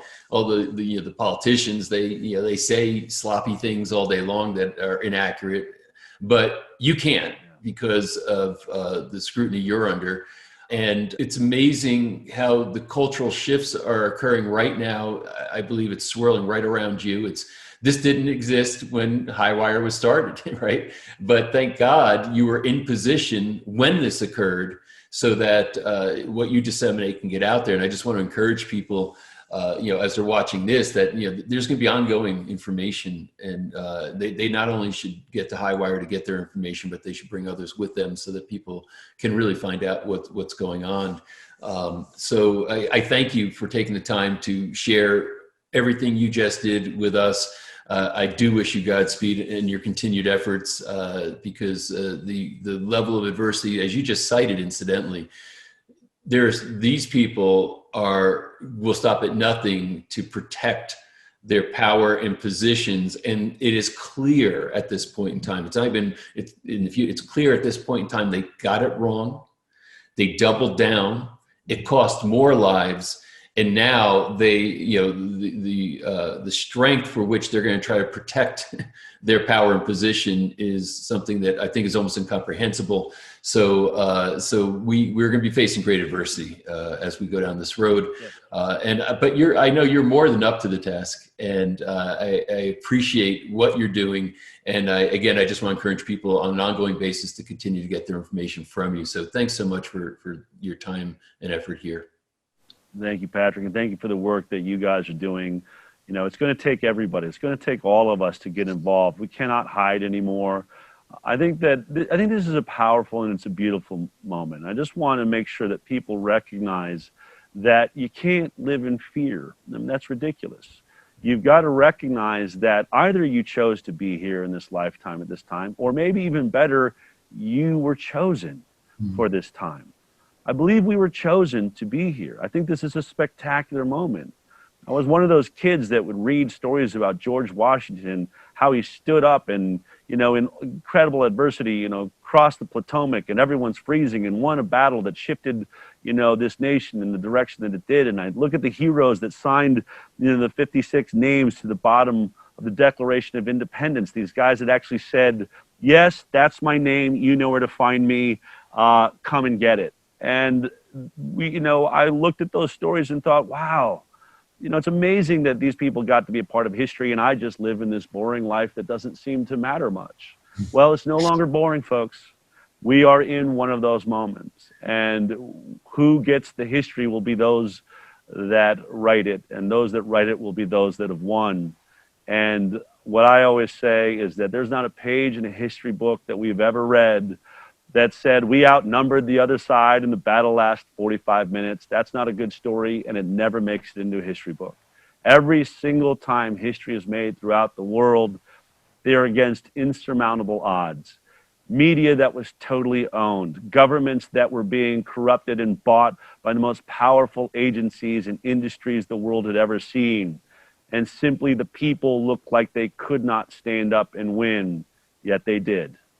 That story has been written in our blood throughout history. And I really do believe we are blessed to be a part of a generation that is going to write that history once again. I couldn't agree with you more. It is that kind of a moment in time, and in many respects, it is a privilege to be in it and to be able to participate and play a role in this whole thing. I really thank you for that summary and thank you for that encouragement, because I operate from the beauty premise, and I always when things are looking really bad and dark, I'll ask myself the question, where's the beauty in this? And the beauty is the people who are standing up, waking up, and doing something and taking an action that is heroic in nature, which is the full expression of the human spirit. And I'm really glad that you brought that to light, as we close here. So thank you so much, Del. Thank you. Take care. That completes my interview with Del Bigtree. Now you can understand why I believe the work he does needs to be supported by all of us, and that his voice is a voice of reason and a voice of passion. He cares about this world, he cares about what's going on, and probably most importantly, he cares about the truth. So thanks for being here to share that experience with me.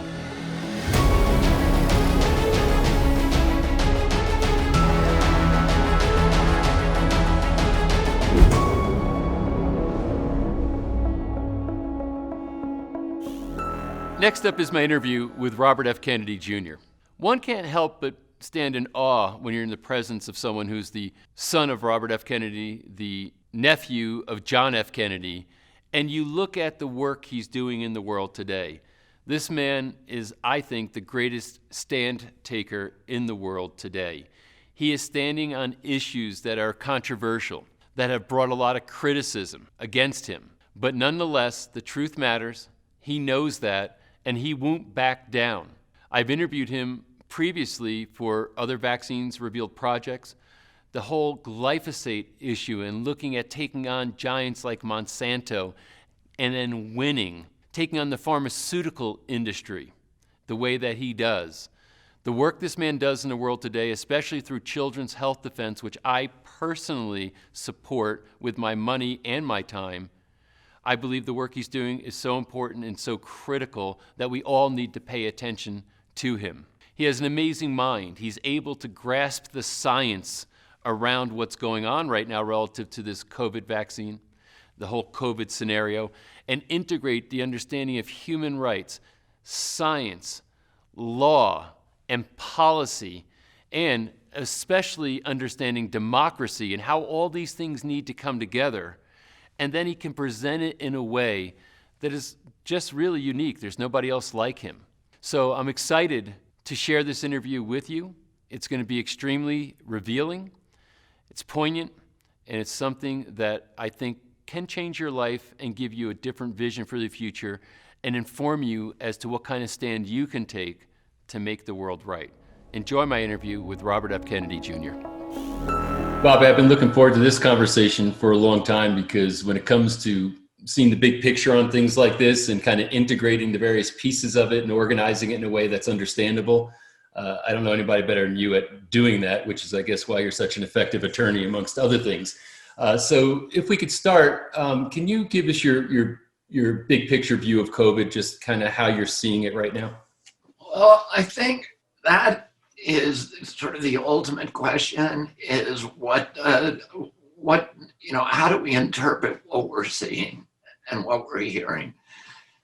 And I do that through a number of different filters, but I think the general impression that I get is that we're not being talked to honestly, that democracy and good policy in any system of government really depends on getting good information, and that one of the key features of this whole phenomena, this pandemic, has been the lack of good information and an apparent effort to deceive the public. There's a lot of just bad data points that we know we're getting. The PCR test is one. Another is, where did this pandemic come from? Mm-hmm. Nobody's even bothering to formally investigate, whether this was a laboratory-generated virus. Well, I don't know, and I can't tell you. I can tell you that nobody can tell us that it was zootrophic, that it was for sure came out of nature, and we can't at this point tell anybody whether it came from a lab.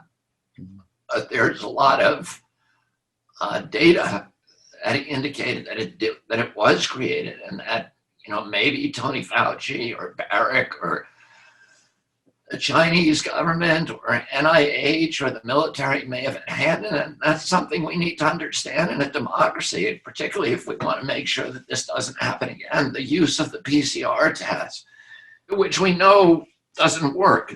The guy who invented it, Gary Mullis, who won the Nobel Prize for inventing it in 1993, it cannot be used to detect an infection. It can be used to detect this virus anywhere. Little tiny fragments of it that are magnified by billions of times by this machine. It doesn't mean anything in terms of predicting the behavior or the infection rates. And yet we've taken this and we've magnified it, and we're basing policy on it, as James Weiler said. Do mass work. Do we have good data on that? I would like to, I don't care whether they work or don't work. What I know is that we haven't been given good science on it. We keep on CHD's website. We go out and we look for every mass study that's ever been done, whether it supports masking or whether it's against it. And we post them, and we have not been able to find a single peer-reviewed placebo-controlled study that indicates that masking works. We should be able to have that debate, and yet we're not given an opportunity to do that. We're just told masks work, you must use them. Do lockdowns work? We don't know that either. The data, again, that we've seen on lockdowns indicates that they do not work. There isn't very good data.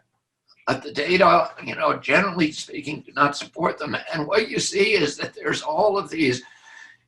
What is the death rate? What is the infection fatality rate from COVID? All of these things are things that we need to know if we're going to make good policy.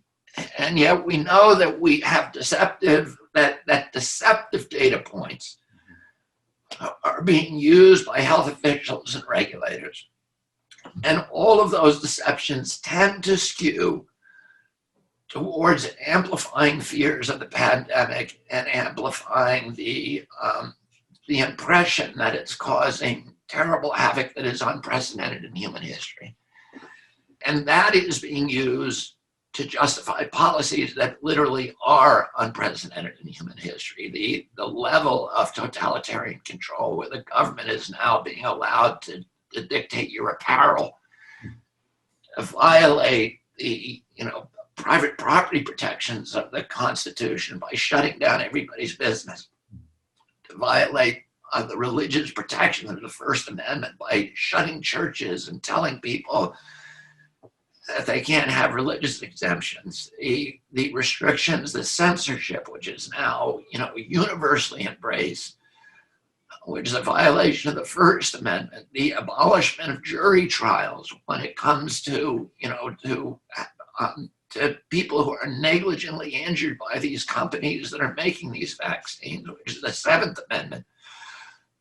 The Constitution is being swept under. And we know that every large crisis, whether it's wars or pandemics or economic crisis or terrorist attacks or whatever, they're always used as opportunities of convenience for totalitarian elements within society to clamp down totalitarian controls or authoritarian controls and to shift wealth from the middle class and the poor to the upper ranges of our society. And we're watching that happen. And we're watching the participation of the people who most benefit from this pandemic. The Silicon Valley billionaires who are at the front lines of enforcing the censorship, the questioning of this. And there's been $1 trillion in wealth that has been moved to the people who are controlling our communications, to Michael Bloomberg, to Jeff Bezos, to Mark Zuckerberg, to Bill Gates, to Sergey Brin at Google, and all of these other billionaires who are at the front line of profiting from this are also at the front line of censoring information. And then another, I think one of the key data points that we need to understand, and there's been no effort to talk about it, is how does this emergency from COVID, COVID exists. It's a disease that is deadly. There are people dying from it, but how do those death rates compare to historical pandemics? How do they, and how we handled them? In 1969, we had 100,000 people die from a swine flu in this country. There were no lockdowns. There was no masking. We all went to Woodstock. Most people didn't even know it was happening. They were unconscious of it. In 1918, we had a swine flu. 500,000 people got it. 500 million people got it. 50 million people died. It dwarfs this. There was no masking. There was no universal or mandatory masking. There was no lockdowns. And life went on. We have every year 1.5 million, about 1.6 million people die a year from tuberculosis. It is a viral respiratory infection. And yet we don't have masking. We don't have lockdowns. And so, we have seasonal flus that affect us every year, that kill a tremendous amount of people. That the CDC has been claiming up to 80,000 people in our country a year. And again, you don't get you don't get those authoritarian controls that are being used in response. Oh, is this a proportional response? We're not told that, and then nobody is telling us the answer to the biggest question, which is the response, are the countermeasures killing more people than the disease? I think anybody who looks at the data will have to say that they probably are, that the lockdowns are going to kill many, many more people than COVID is going to kill. Unemployment, from disruption of food supplies, from suicides, from depression, the child abuse, the spousal abuse, the disruption of supply chains for foods, which is going to get worse and worse and worse, for medicines. There are 10,000, the New York Times reported, 10,000 excess children dying every month in Africa because of the quarantine. It's 120,000 a year. If you measure the deaths in human life years, that is a much larger impact than the people who are dying from COVID, who are mainly people, the average age of death is 82. These are kids who are dying. And that's really how we need to measure this. We need to say, are more people going to die? Are we going to save more life years by imposing these countermeasures than we're going to take? And nobody has made that calculation. Nobody's talking about it. You won't see economists on CNN debating that. That debate isn't taking place. You won't see public hearings in which these rules are being debated. Those, the public due process has simply been abolished. It's extraordinary. Now, for 40 years, I've been suing government and industry for violating due process in terms of notice and comment rulemaking. Oh, there's a process that we have in a democracy for passing rules, and particularly rules that have broad public impacts, like lockdown and masking, et cetera, or universal testing. And how does government go? Government has a right to impose those rules. Society has a right to do that, but there's a process for doing it. And the process is this, that the government needs to publish a notice, a notice of the rulemaking. So they'll publish the proposed rule, which says, we're gonna make everybody mask. And that could be 24 hours a day, or do you just do it when you're in public buildings or, in public areas, whatever. Everybody gets to see the rule and to understand all the implications of the rule. Then they have to create and publish an environmental impact statement, a regulatory impact statement, an economic impact statement that says, here's how many businesses are going to go bankrupt. Here are the businesses that will probably go bankrupt. And here are the other public, rights that are going to be restricted. Here are the costs that we believe are going to be imposed by the countermeasures, compare those to the costs that are being imposed by COVID. And then there's a public hearing on that. And they have to lay out in that environmental and regulatory and economic impact statements all of the science that they relied on. So the specific studies, the opinions of the specific scientists. Then you have a public hearing. You have a comment time when you usually have 60 days. The public, from all different parts of the public, to file comments on it, which have to be responded to by the proponents of that law. Then you have a public hearing. And in that public hearing, they bring their experts who testify about the science. And we're allowed to bring our experts.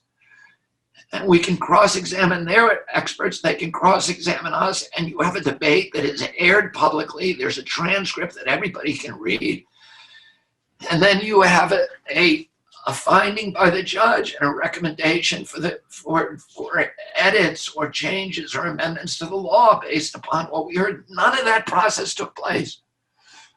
We just have one unelected bureaucrat, technocrat, apparatchik, a commissar, if you will, Tony Fauci, who says in March, masks don't work.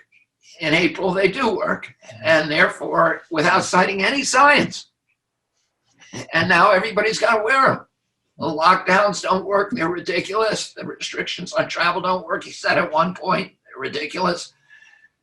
And he comes back without citing any science and says, now everybody do it, fall in line, because I said so. And, all of that is pretty disturbing, because that is called due process of law. It's a constitutional right, and it has just evaporated. Yeah, great overview. A lot of things to be disturbed about there. A couple of things. One of the things that you said that is absolutely true and chilling is that it's one thing that, there's censorship and a violation of First Amendment rights that I think is really unprecedented. And people are cheering it. It'd be one thing to say, okay, it's going on and people are complaining, but it seems like people are actually cheering this on, which tells you something is really amiss when it comes to that. The other thing that you brought up that I think is really critical is that is the wealth gap, and that's what I don't think enough people are talking about. What's happening economically right now is literally creating a huge gap between the haves and the have-nots, and it's the middle class that's getting decimated in the process. And based on what, is the question. And then I look and I see things like Sweden, a place like Sweden, and this is a thing that I think puts a chill down the spine of every regulator right now, because they never shut down, never masked, never did any of the things that we did, didn't decimate their economy like all the other countries of the world did. And it doesn't seem like it worked out too bad for Sweden.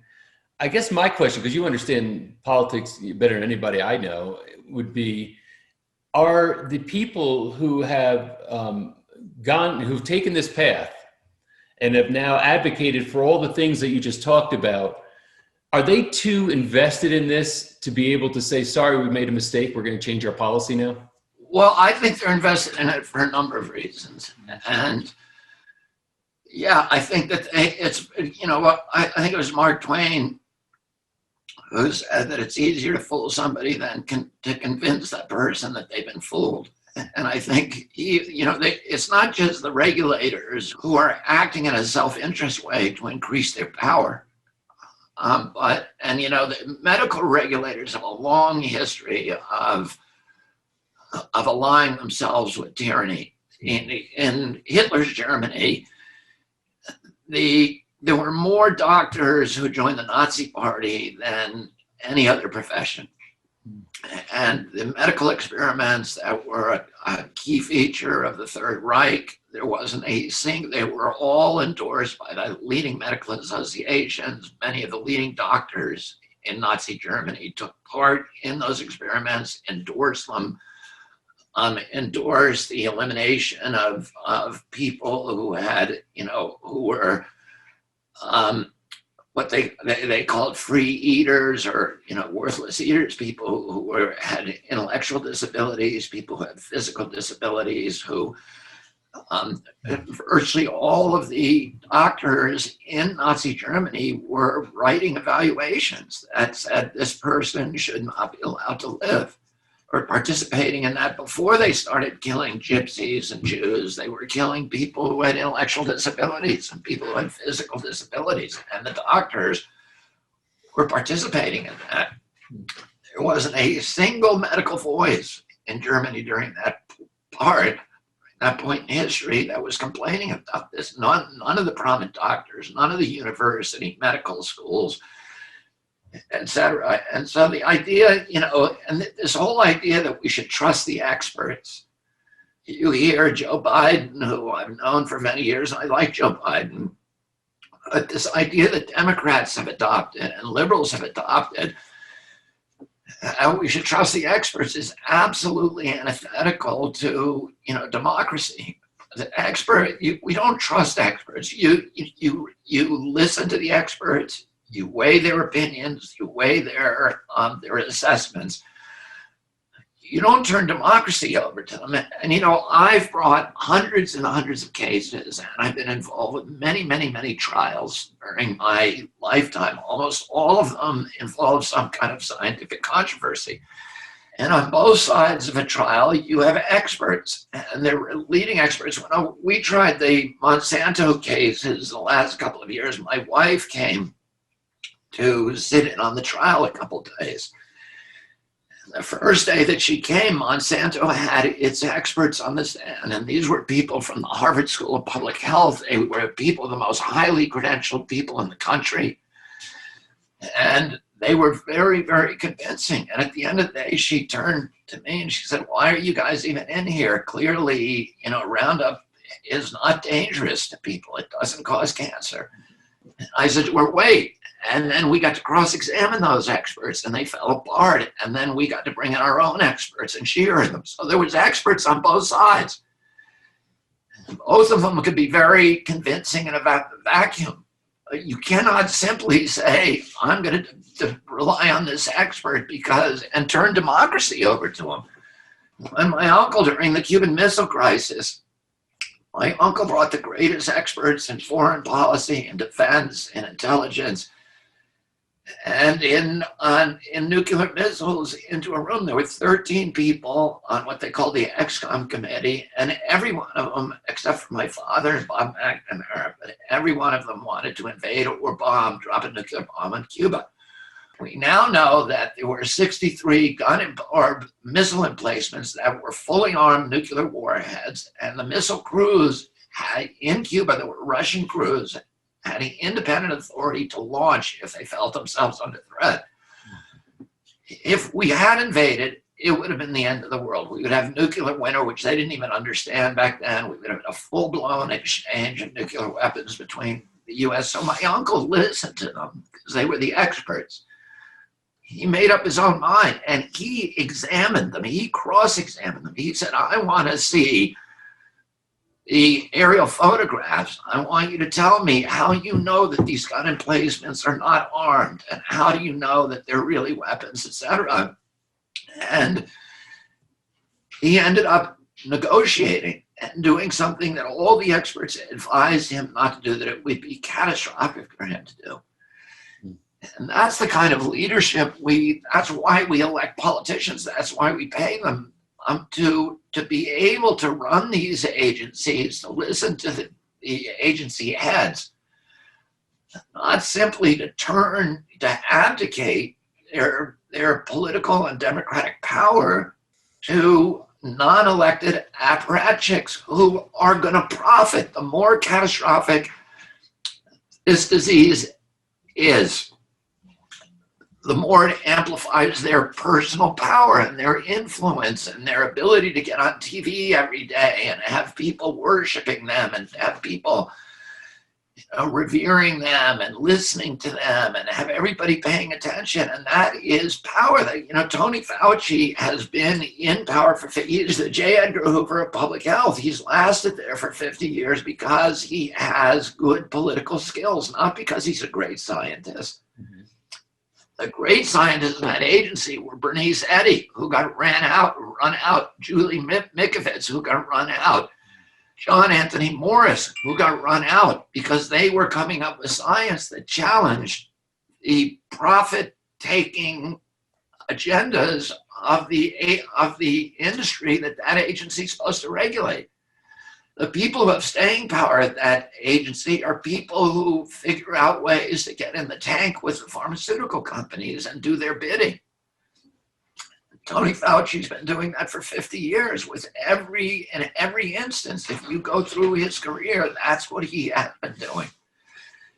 And, so the idea that we should now turn all the power of the federal government over not just public health, but over our economy, over our constitution, over our political movements.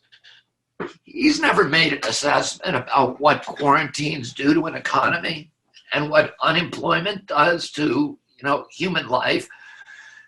There are a lot of people who have made those studies. There was a whole industry in those studies back in the 1980s when all of these big industries, these big corporations like General Electric and General Motors were downsizing. And there was a cottage industry at that time where you had a whole school of economists who were looking at the impacts of unemployment. And what they found was that there's a very kind of predictable formula that at every 1 point unemployment at that time was killing 37,000 people. Our population was half of what it is today. So that's like 60,000 people who we can expect to die from every point in unemployment. Well, guess what? We have the highest unemployment rates in history. It's going up to somewhere around 30%. Unemployment alone is going to kill far more people. And then how many more people go to prison? How many people go to mental institutions? How many people commit suicide? How many children are abused? When you shut the schools and you lock those kids at home all day, that school is the only place for a lot of those kids to get a hot lunch. It's the only meal a lot of those children are ever going to get during the day. And now you're locking them at home with parents who are broke, who are angry. And, what happens to spousal abuse? Did Tony Fauci answer or even look at or even consider any of those questions before he shut down the biggest economy in history and shifted all of our money to Bill Gates and Mark Zuckerberg and Jeffrey Bezos and Michael Bloomberg? Nobody's done that. And then what are the long-term effects? These shutdowns are going to dismantle the New Deal, the entire mechanism that we use to create the American middle class. what we call the Great Prosperity that happened after World War II, where you developed a middle class in this country. The middle class is critical for the functioning of a democracy. That, this is something that everybody understood historically. Thomas Jefferson said that the only way and the reason that democracy could function in America was because you had tens of thousands of independent freeholds owned by family farmers, which then 90% of our economy was farming, who each had a stake in the economy and a stake in the stability of government. And I spent a lot of my time growing up in Latin America, where you had no middle class. You had these oligarchies and, at the top, and then you had no middle class. And at the bottom, you had this vast, army of the poor. And what would happen is it would completely destabilize government, because you'd have one political party that becomes the political party of the rich. And the only way it can stay in power is by cheating, because nobody, saying we're going to make the rich richer is not a persuasive or potent vessel for populism. Nobody's going to vote for that. So that party has to lie. They have to fix elections. They have to deceive. They have to engage in demagoguery. They have to polarize people, divide the Indians from the whites, from the blacks. And it's called the Bourbon strategy. You divide the poor and make them hate each other in order to preserve the status of the rich. And it ends up destabilizing. I remember at one point, in I think 167-year history, Bolivia had 250 governments, more than two a year.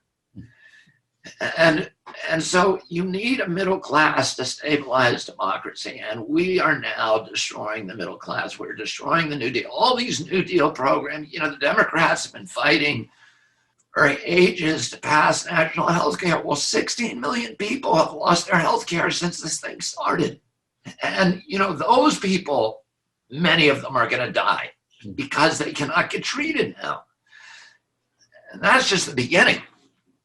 I've lived through economic austerity before, and I know what happens, and what happens. They cut back on special education. They cut back on school lunches. They cut back on school sports, on culture. They get rid of unemployment. They push people off Social Security. They get rid of higher education and make it paid. All of these things, that is the infrastructure that nurtured and created the middle class in this country. And it is all going to be dismantled. And we are going to be a Latin American banana republic with an oligarchy, that is headquartered in Silicon Valley, and a lot of poor people. And the reason that they need this surveillance state, Bill Gates spying on us, bragging, his company will be able to track every human being on every square foot of Earth 24 hours a day, that they're going to be surveilling us through our cell phones, through our television sets. They're going to know our thoughts. They're going to know our conversations. They're going to know our whereabouts 24 hours a day. And they need that in order to protect this project of stripping us all of our wealth and transferring it to the Silicon Valley people who are part of this, this enterprise of spying on us and turning us into a surveillance state. And, that is a very dystopian view. I know that it sounds very depressing, but that is, people who don't understand that is where we're headed. And the censorship is critical, because if Orwell pointed this out, and Kafka pointed this out, and many other people, Aldous Huxley pointed this out, Edward L. Murrow, they all said the same thing. When a totalitarian regime moves to destroy a democracy, the first thing it has to do is to censor dissent. Because once you have gotten rid of that First Amendment right to talk about what's happening, then you can get rid of the religious worship, then you can get rid of the jury trials, then you can get rid of the due process, and you can get rid of the right to petition, the right to assemble, and everything else follows that first right, which is free speech. And that's why that was the first thing to go. And it is masking this massive totalitarian takeover of our society. And I think more people are figuring out what's happening, but the question is, how are we going to mobilize to do anything about it? And that is, I think, the question. It's interesting because there's no doubt there's a sense of rebellion starting to go on. That doesn't get covered in the media either. I know that you were in Berlin, I think, when they had the big rally in the streets there. What was that like? Well, in Europe, there's a much higher awareness and sensitivity about totalitarianism. And it's much more of a possibility for people who live there. A lot of the people who were at that event came from Eastern Europe. So in their lifetime, 1988, the walls came down. These were people who grew up in totalitarian regimes. So they're not, they recognize the milestones of tyranny. In our country, people just consider it impossible. We have no experience with it. And so people generally trust the government. They trust the system to work. They believe the institutions are still functioning. And they don't see that, those institutions have been hollowed out, that they've been corroded, and that they're now under full-on assault by the Silicon Valley scoundrels. Yeah, and it's interesting also, as you've asserted, is that how much Silicon Valley and big tech and big pharma, that there's all this kind of coalescence of these varying, very powerful, very influential entities that seem to go into some sort of a new gravitational orbit around this. And it feels like, COVID itself is, of course, the least of our worries right now. I mean, from any rational standpoint, looking at what the threat the virus actually poses, that's kind of the least of our worries. We have a lot of these other issues now that we have to worry about. And I think once people get power in the way that you described, they're very reluctant to let go of control of that power, and will find ways to perpetuate it. And it kind of culminates now into, as we're talking about this whole vaccine agenda and the vaccines that are coming, into play relative to, that was sort of the end game. I mean, what was sold to us is everybody go hide, stay away from each other, wait till the vaccines are ready. When they're ready, we'll vaccinate everybody, and then you can come back out. And, we could spend hours talking about how, absurd an idea that is. But from, you've done a lot of work on vaccines. You've got Merck and Court over, vaccines, looking at the vaccine manufacturers, their history, their malfeasance, they're anything but trustworthy. You've made that point effectively, better than anybody. But now we've got these new vaccines. What's your view on the vaccines that they're bringing to market right now? And where do you think this is going to lead? Well, we look at all of the vaccines. So I'm not anti-vaccine. If somebody came up with a vaccine that actually did what they say it's going to do, which is you take a shot, your chances of getting a bad side effect are vanishingly rare, meaning what they say 1 in a million, and that it prevents transmission, and it makes it so that most people get protection, so they won't get the disease, like 99%, 98%. And I would say that's a good bet, and people should take it. But the vaccines that they're doing now offer the testing protocols and the record, actually clinical trial records of those vaccines. The ones that we're looking at now, which is the Pfizer vaccine, the AstraZeneca vaccine, and the Moderna vaccine, none of those live up to that promise or even close. And the injury rates are around 1 in 40, and are of serious injuries, of people missing work or requiring medical intervention, and people are dying. We've had a number of people. We've had this doctor, Gregory Michael, who died, I think, yesterday in Florida. Perfectly healthy, robust. He was the obstetrician for for one of my close friends, who's a surgeon, Dr. George Boris, who's a surgeon in Beverly Hills. His daughter has had 4 children, all delivered by Dr. Michael. And she had an appointment with him actually today. And Dr. Michael was vigorous, robust, strong, really physical, in good health, no problems. And he got the vaccine. 2 days later, all of his platelets were gone. Your platelet count should be 150,000. His were 0. And he was, well and conscious, but that's a death sentence. And they had all of the experts in the country, people who were, part of the vaccine industry and people who were experts in every area who came to help him, and they couldn't do anything for him, and he died of a stroke.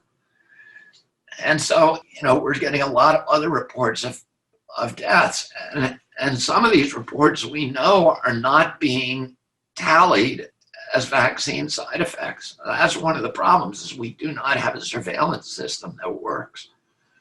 My same friend, George Boris, had his brother-in-law die last week after receiving the vaccine.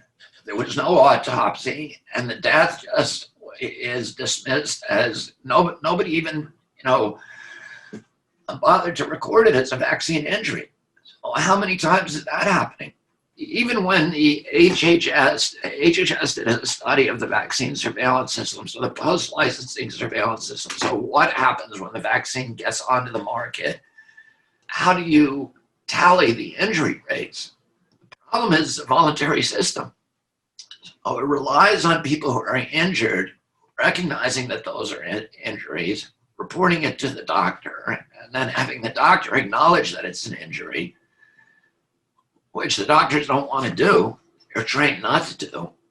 And then the doctor has to report it to the surveillance system. And that is a really unreliable way of collecting data. So the HHS in 2010 did a study. The study is called Lazarus, because that was the people from the Harvard Medical School who did that study. That was one of the researchers, and they looked at one HMO, and they did a machine counting system on it that is like a cluster analysis. So they look at all of the HMOs have all the vaccine data. They know every vaccine you've ever taken down to its lot number. And they have every insurance claim you've ever made. So you can do a cluster analysis and say, are these vaccines associated with certain injuries? And in that way, you can capture maybe 85 or 90% of vaccine injuries. And this is what they did. They did a 3-year study. They looked at one HMO, and they did cluster analysis, and they found a very, very high rate. About 1 in 37 people were getting injured. And these were not minor injuries. These were significant injuries. And CDC says it's 1 in a million. Oh, when they actually did the study, they found it's 1 in 37. And HHS, did that, spent $1 million on that study, on that 3-year study, and found out they have that fewer. This is what the conclusion of it. Fewer than 1% of vaccine injuries ever make it into the VAERS system or ever reported. And so, it's very, very hard to make an assessment based upon, the knowledge that we have about whether these vaccines are actually causing more harm than good.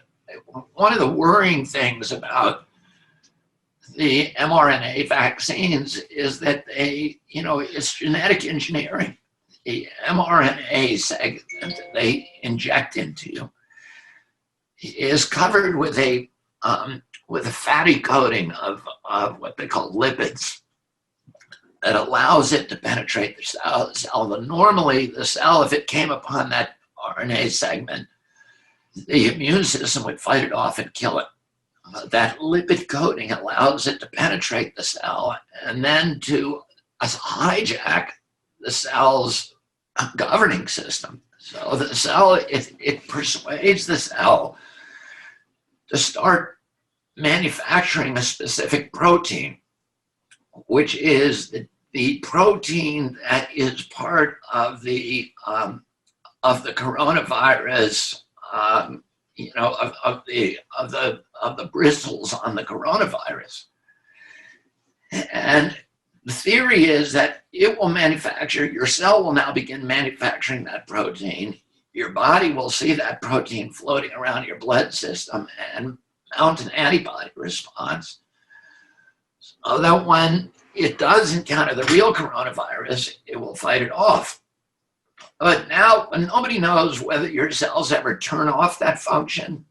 And if they don't, that seems to be a formula for autoimmune disease, which is one of the big problems with vaccines. If you the vaccine is designed to permanently alter your immune system. And, God and nature designed your immune system to fight off all of these trillions of viruses that try to get into you every day. And it is specifically designed for that. And what we're doing is we're telling the immune system, we want you to function a little differently. We want you to anticipate this virus. And, we don't know what it does. Nobody knows what it does. We know that we've had an explosion in autoimmunity in this country since we changed the vaccine schedule. We're seeing, injuries that I never saw as a kid: rheumatoid arthritis, juvenile diabetes, autism. All of these are autoimmune diseases.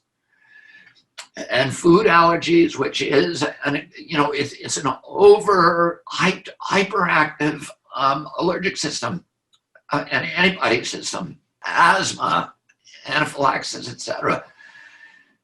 And with these studies that were being shown, at most they had 8 weeks of data. You will never see those antibody responses in 8 weeks. We have no idea. We have no way to make a cost-benefit analysis about whether these vaccines, about what the risk profile is, and whether that vaccine is going to kill or injure or cause more injuries than it's going to avert. We don't know. You cannot say. In 8 weeks, you can't say. Yes. So we've seen the response because, number one, I think it's impossible for them to take, especially a new technology, apply it, do it in the short time frame that they did, or warp speed, and then say it's safety test enough to now disseminate on a wide scale basis. I anticipate that there's going to be some really tragic outcomes that are, Yeah, and one of the biggest tragedies, is Tony Fauci's hostility towards non-patentable medical products. So he's spending now we've committed now $48 billion to his vaccine products. So to develop these new products nobody's ever seen before.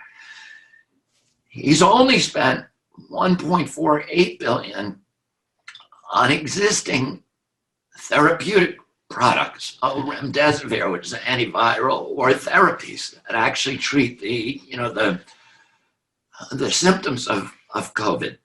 There's no effort to look at those. The ones he's looked at, the 1.48 billion, are almost exclusively towards high-value patent medicines that are new, where they can, exploit the patent for many years to come, and that he has a hand in, like remdesivir, which, has essentially, that the World Health Organization, FDA, has said it has zero efficacy. And yet, today, because of Fauci's intervention, is the standard of care. It's the approved medication. Meanwhile, medications that we know work, hydroxychloroquine, very controversial because Trump endorsed it.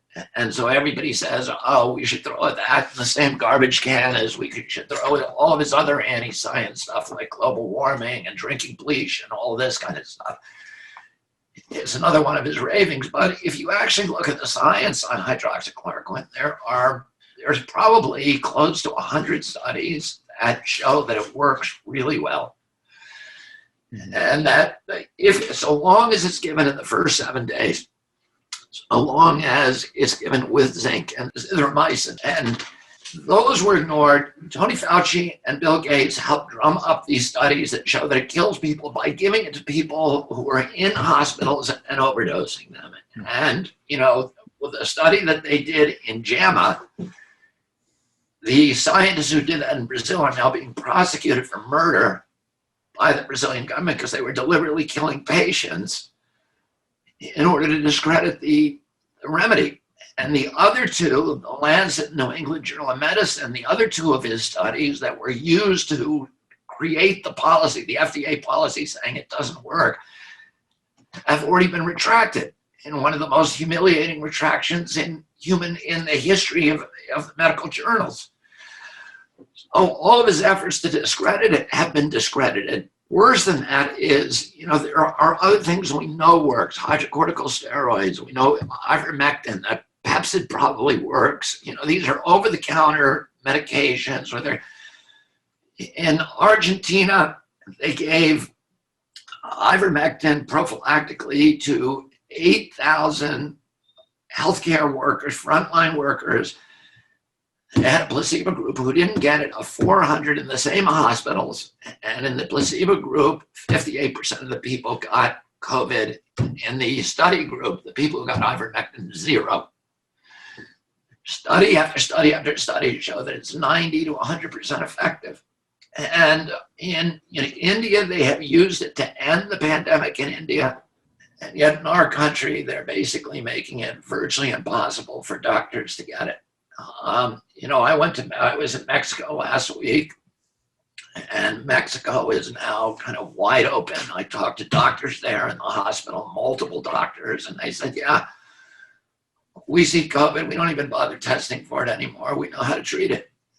And they're treating it with ivermectin. And nobody's wearing masks. Maybe 5% of the people on the street were wearing masks. The streets were crowded. The businesses are open. And everything is thriving in the town where I was. And I talked to many, many of the doctors in that town, and they all said the same thing. We don't even bother testing for it. We just treat the symptoms, and when we see them, they're generally mild because we know how to treat it. And Tony Fauci does not want those treatments because he wants to prolong the pandemic and put us in this funnel, what they call it, the slaughterhouse, put them in the chute. Take them from the corral and narrow them into that chute where we're all going to have to take the black vaccine, and that becomes the only option. Tony Fauci has done this before. He did it with AZT in the 1980s, and then, he did the same thing with the swine flu shots in 76, in 1969, in 2009, 2005. Both of those were phony pandemics.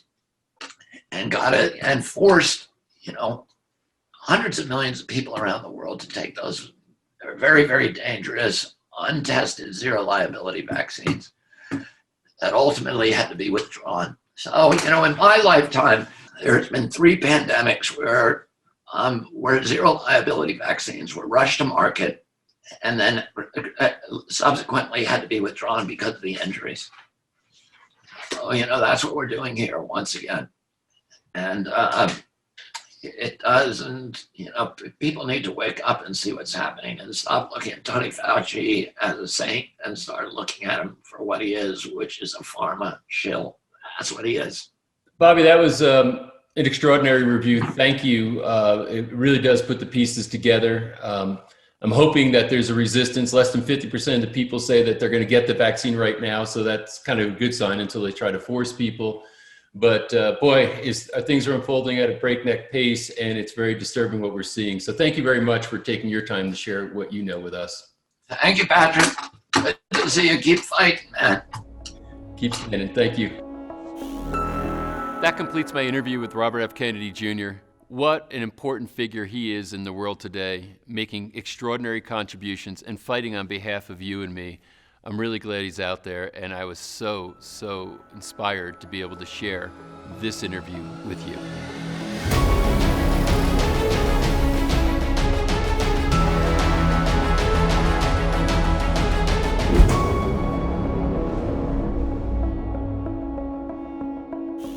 This concludes episode 1 of our 9-part docuseries, Vaccines Revealed COVID Edition. We are just getting started. Now is the time to share it. If people can register to watch, they'll still have time to watch episode 1, before we start episode 2. So I implore you, please help us get this information out by sharing it in every way possible. Take our link, post it on social media, send it in an email to some of your friends. Let them register for this information. It is life-altering and maybe even life-changing information. And having done this entire series, knowing the interviews, I am not exaggerating when I tell you this. There's a lot at stake. So thank you for helping us share it with the rest of the world.